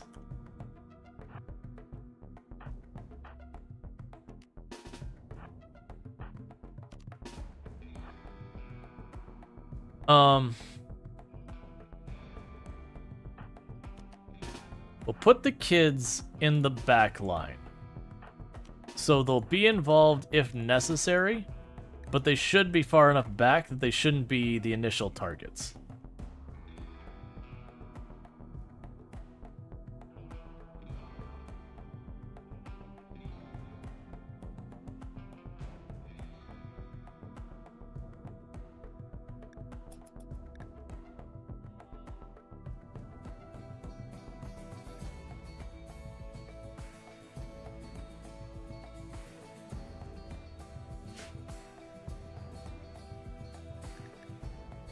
Okay, here we go. I really wish they'd stop lighting that on fire.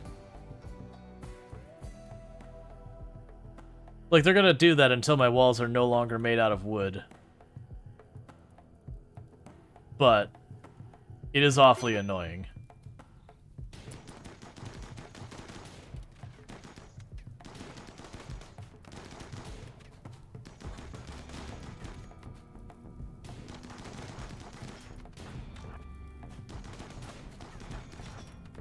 Yeah, so the melee are baiting them with the shield, so that's good news.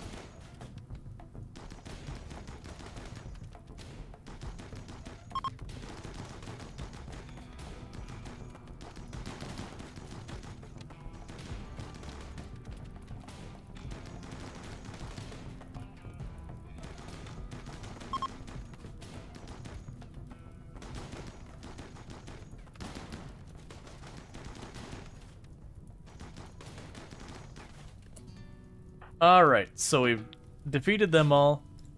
Okay, so we got a fast learner, body modder who is delicate, and a great memory tortured artist. We're still going to capture them both for purposes of potentially getting reputation. I mean, you're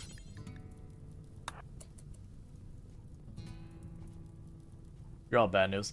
Let's see, they must not have grown up in the 80s or 90s. Never heard of Friend Smokey and the Bear. I know, right? It's just the thing they do is they're... Okay. Don't know how much I have that on hand. What are you going to... What are you going to be taking?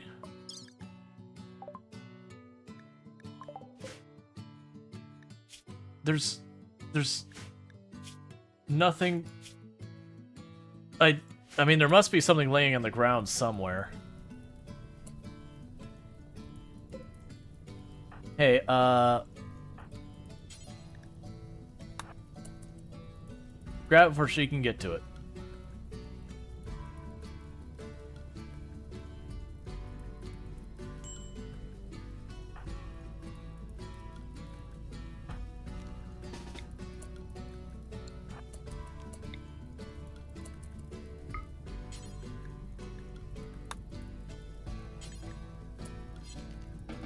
I was going to have you destroy it real fast, but that's okay.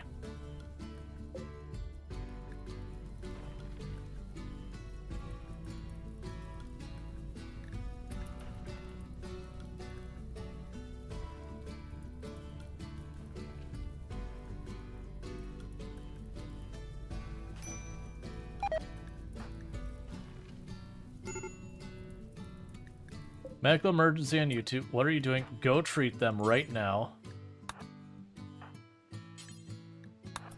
We got half the fire brigade over there taking care of it.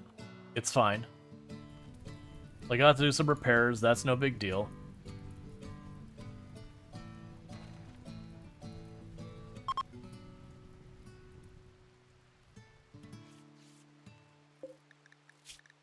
We're gonna release those two because I don't really want either of them. But they will give us some standings for releasing them.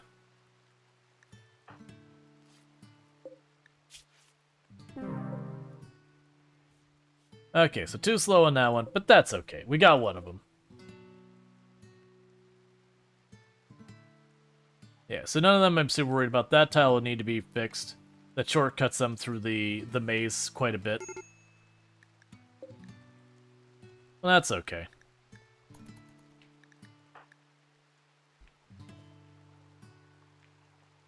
Alright.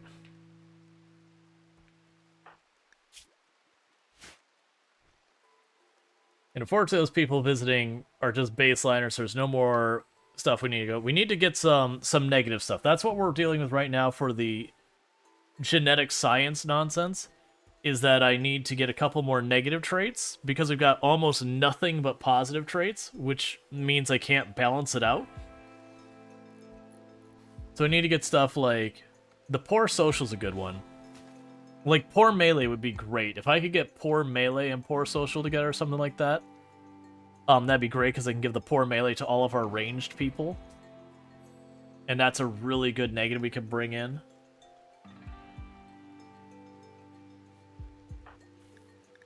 Alright, have I fixed your schedule yet? Yeah, you don't sleep anymore, Captain Brody. You never sleep ever again.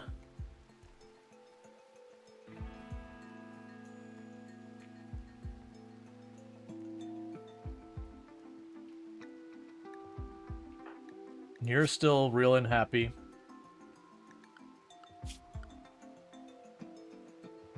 Tell you, aren't you already on a sleep?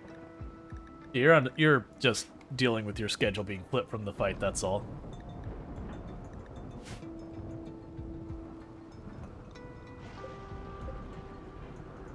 Alright, so you're about to be out. We'll do a conversion ritual.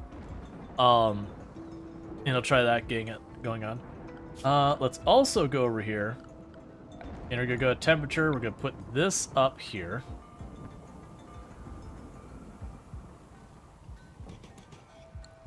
Because then we can start doing sky lanterns.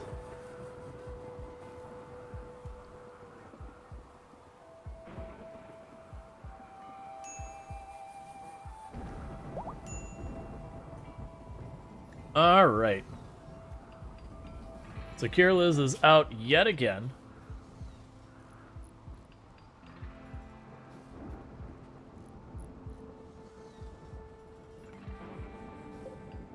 And I do think it's time that we fix Kirliz up.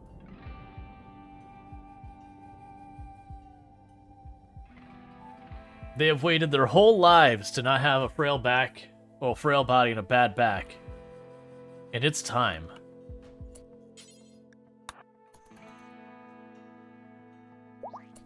They're no longer frail. And they no longer have a bad back.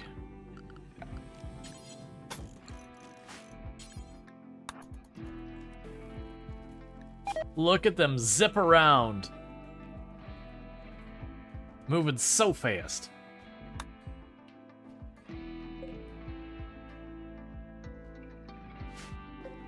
And people never did fill that with nutrition to get the other person de-aging. So we're going to have them do their conversion ritual. Then we're going to go ahead and we'll de-age them again. We're going to get Soul Atom starting to work at de-aging as well, which is a little rough because they're our only thing. You want medicine? I can deal with that.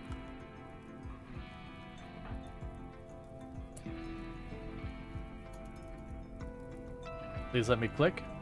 Please don't walk directly in the fire and get yourselves injured.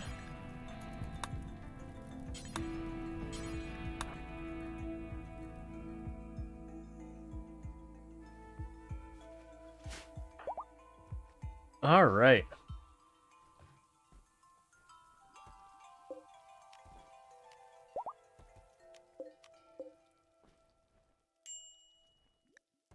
No storage. That's okay. You'll figure it out. All right.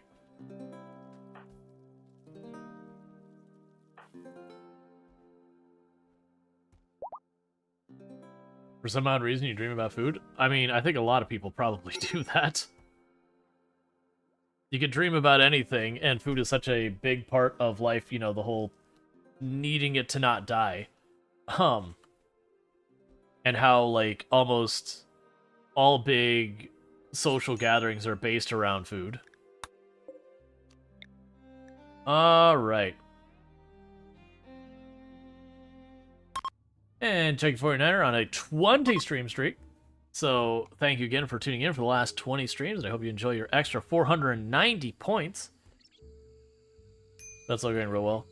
Kirliz is actually getting here in a reasonable time now that her back is all sorted out.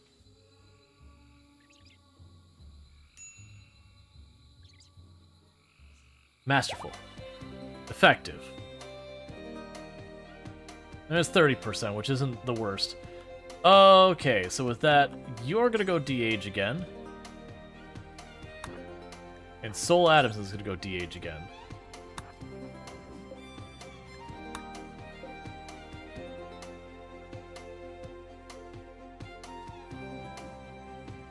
Gonna keep that age, knocking it down.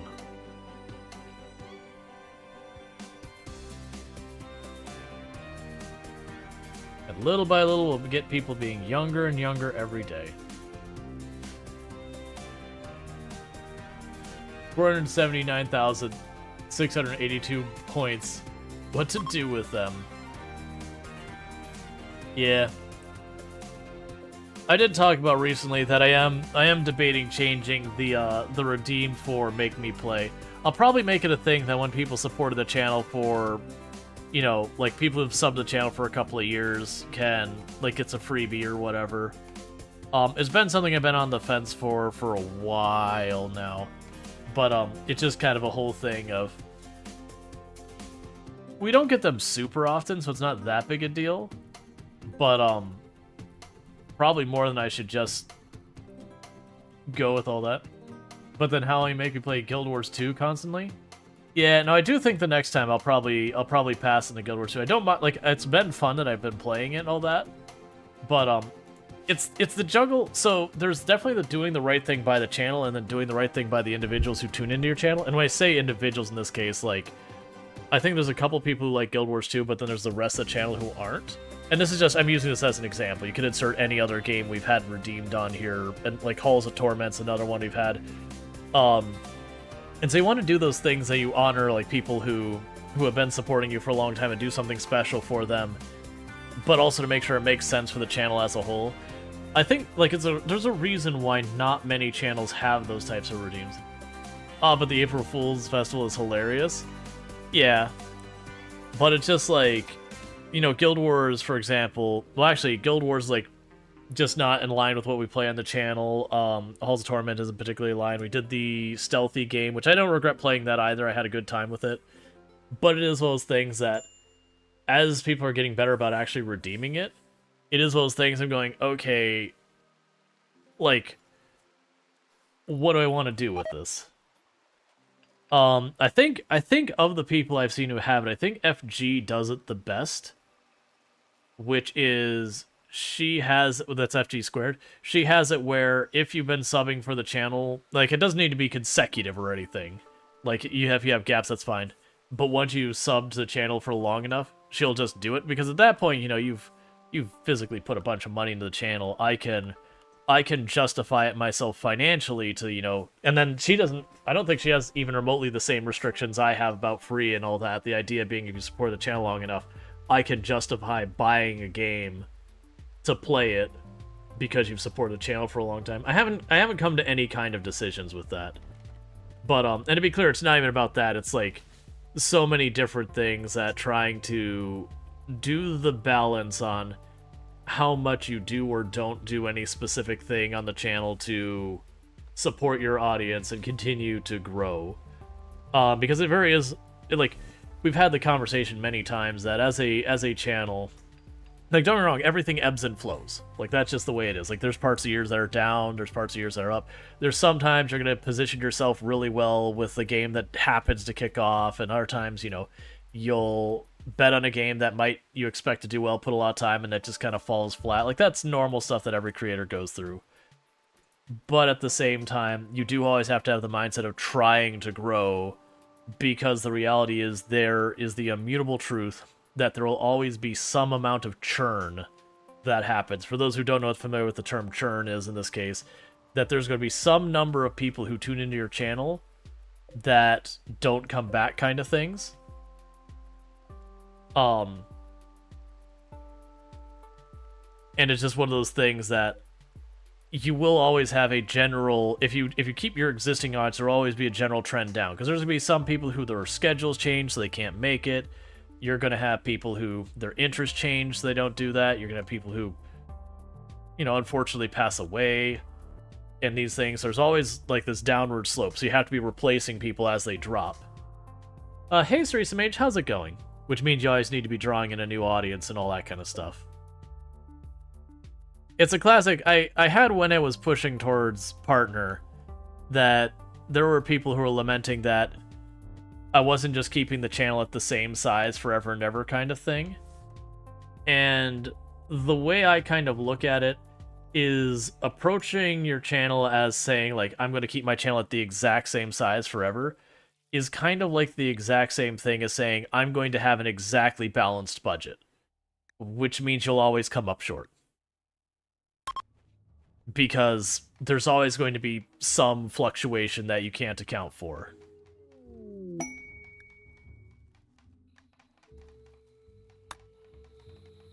So you gotta keep mind of more and more happening. All right. So we're doing a Sky Lantern Festival. I'm using partially because you notice all these little tick-offs of all their certainty. As long as I keep that going, we should wear them down. That we could just do a Sky Lantern, like do these festivals and all that to keep knocking them out. There's a man who says, not great, just woke up like 45 minutes ago, been struggling with migraines all day. That's no fun. I do hope you're, I do hope the migraines give you a break. I'm not one who gets migraines myself much, but like any not feeling greatness is always a bad time, and I understand migraines are truly awful. And for the headaches I've had, which again, don't get up to the severity of migraines, they could completely derail everything just that much, let alone worse. So, while it is something I cannot directly relate to, I can get a strong impression of, okay, if this is enough to knock me down, worse is certainly worse. Yeah, so we got our first 2 moisture pumps going. We have them focused on trying to get the kill box set up so I can start making these out of stone instead of wood. And I honestly might just start going around here and just, as we go, just like scooch these out farther. Worry about the outer perimeter first, coming around. It'll also, you can see, pick up this middle area here. So that'll be good. We'll be able to replace some of the stuff like these. We'll be able to replace them with stone instead of wood, so they're not flammable either.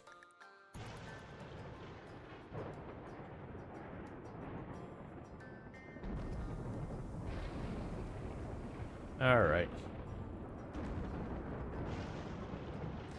You really don't need to worry about the flash storm, because like this fire, not an issue. We have a fire break here, so the fire can't actually jump from there to my wall.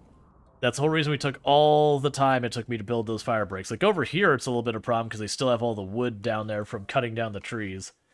But that's also another reason why I wanted to do the Sky Lantern, just burn up a little bit of wood here and there. Yeah, just seeing all those certainties just tick down 1% after the other. And over time, that should convert people. We need those advanced components.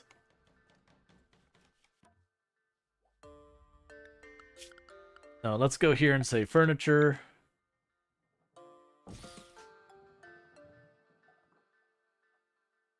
We'll add a light back here. It doesn't really matter for our other stuff. The only reason I'm adding a light here so is that we can actually see a little bit better.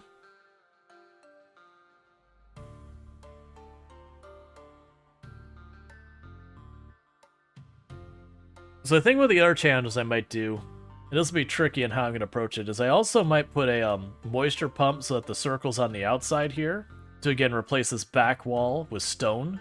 If I do that, I'm going to have to do like the column maze a bit more out here. I don't want it inside this room, because the fact that this is mud slows down people walking into it, which is a deliberate part of this kill box, is to slow people down in the kill box so that we can shoot at them longer before they can get in range. But we are regularly knocking holes in these walls because of all the gunfire, so it'd be good to get that.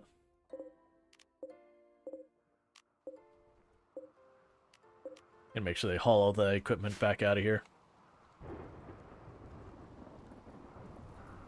Yeah, so you can see it burned this whole area down and none of it got to our walls.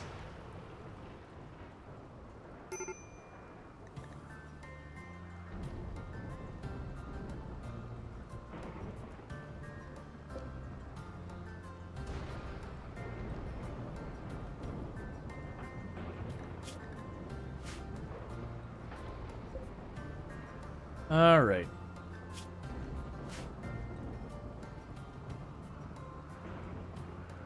And we've got our next assault rifle. Let's go ahead and put away our revolver.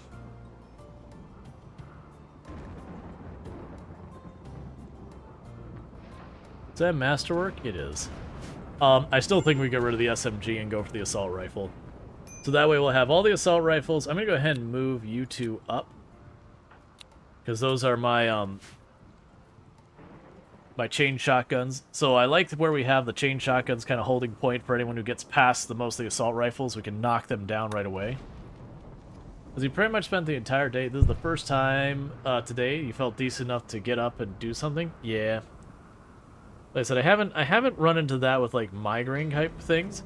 I've definitely run into that like when you get like a really bad flu or stuff like that. Or you know, whatever stuff, like I used to have a lot of stomach problems, that same kind of outcome.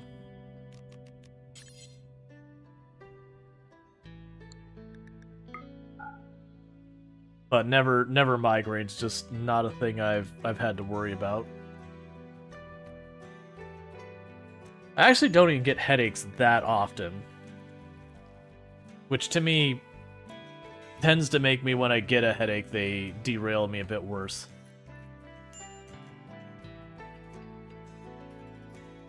But yeah, no, migraines are no fun.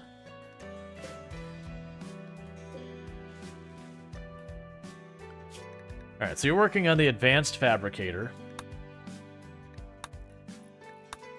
After that, we'll probably go for the hospital beds next.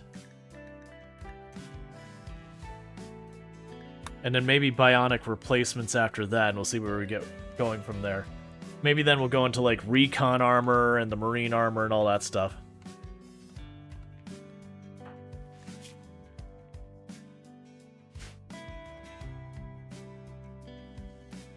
Migraines are crippling? Yeah, no, like I said, even a regular headache has had me knocked down a couple of times, so I can't imagine significantly worse. Alright, so you have... So it's this whole corner down here. So what we're gonna do is open this door. Melee team here. Shotguns behind. And everyone else, pile on in. I need you to get out of there as fast as you can. That might not be back far enough.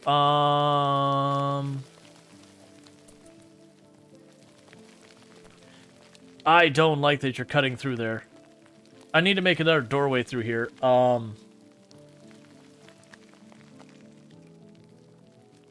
We don't have... Alright, so I'm not feeling as great about this. New plan. You lock that door open.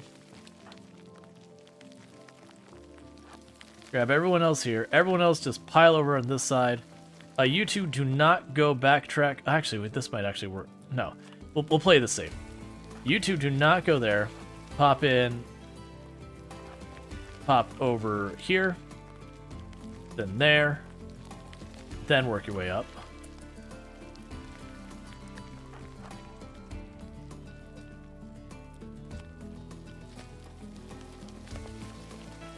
They're gonna trash the crap out of this whole area. No, you. This way.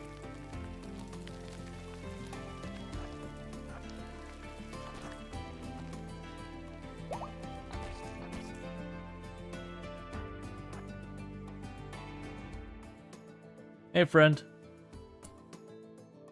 So what the issue is going to be here is we don't have an angle to really get the firing lane on them like I normally want. So we're just going to have to make do.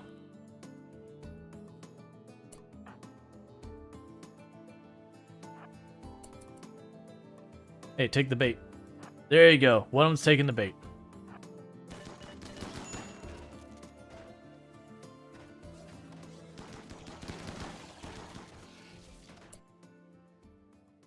Alright, so we can pop this door. You get in position here. You get in position there.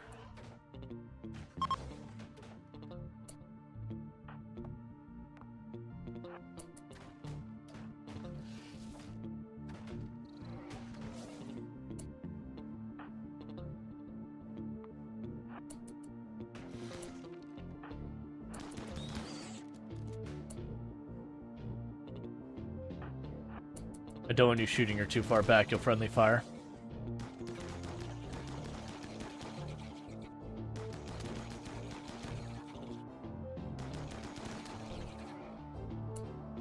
Okay, so melee, get out of here.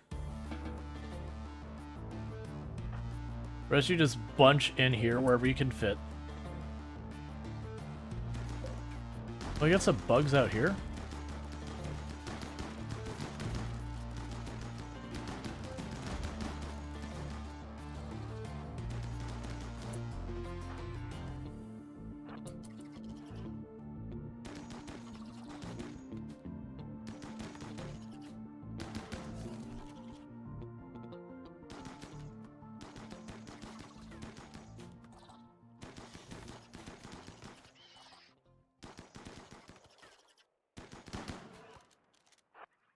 Okay, so we got a couple more bugs I hadn't anticipated being out about. So we've got those ones over there. And I've got a Mega Scarab. So you run over here, Moriarty. You don't worry about joining the others. You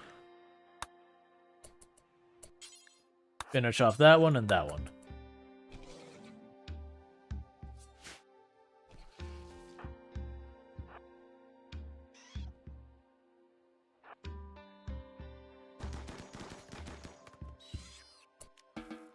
Alright, so we got that all sorted. We can go ahead and allow all of this. The downside is they've obviously trashed the crap out of that bedroom back there. But honestly, that's not that bad. So once you finish feeding the baby, we can go ahead and start repairing this room.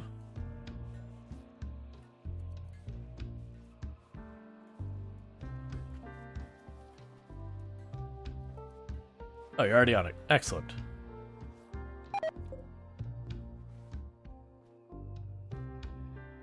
Well, it's 11 where you're at? Yeah, so I'll be switching here in just a moment. Yep. And you're patched up. So yeah, so when one person got hurt a little bit. How are you doing? Are you right? So you got 2 days till you can try for stuff again. We basically got everything other than UV separate out of them. Because we got the fast healing out of there. I just need some negatives to set that up so we can get our genetic trouble sorted out. Alright, we'll definitely need to get repairs because these walls are getting really badly damaged, so they need to be smoothed out. We're just still trying to... This is... Yeah, so it's still set to wood. I wonder why it's taking so long for them to actually build that. It's fine. But I've already got you set to not build a roof over that? Yep, we're good. Because you don't want to block that off, otherwise it superheats and becomes a real danger. Alright, illicit NZ just cooking away. Good times there. And a helmet finally wearing out. We got 3 marine helmets right at the beginning of the run that we've been riding with the whole time. And they're just now starting to wear out. We got them from some quests really early on. Alright, so what's going to end up happening here, chat, is we're getting right about time for the game switch. For those who are new to this channel, what ends up happening here is around halfway through stream, I do switch games because I do stream for 9 hours a day, 6 days a week. So it is a thing that I do like to switch games halfway through to keep it fresh for both me as well as our people. It's one of the strategies I use to avoid burning out. So that said, if you're someone who's like, but I just really only wanted to see RimWorld, I don't care about other games, that's fine. What'll end up happening is we'll be back to RimWorld probably tomorrow. I'm liking what we got going on right now with the RimWorld and where we've also been doing Kenshi. Farm Simulator is still going to be around. Just right now, Kenshi's been drawing people in a big way. So I got what's going on. Hey, Luxray, how's it going? Rain sucks when sick? Yeah, it does. But with all that said, for the people on Twitch, if you hang out here, we will switch our games over here in just a second. For those over on YouTube and TikTok, the stream will end and restart over there because I cannot switch categories on those respective platforms, so that's how I deal with it. And all that, so I will see you on YouTube and TikTok later. But for over here on Twitch, don't go anywhere. We're going to flip everything over. We're going to make all that happen. Twitch is my primary platform and all that, but it just takes a moment to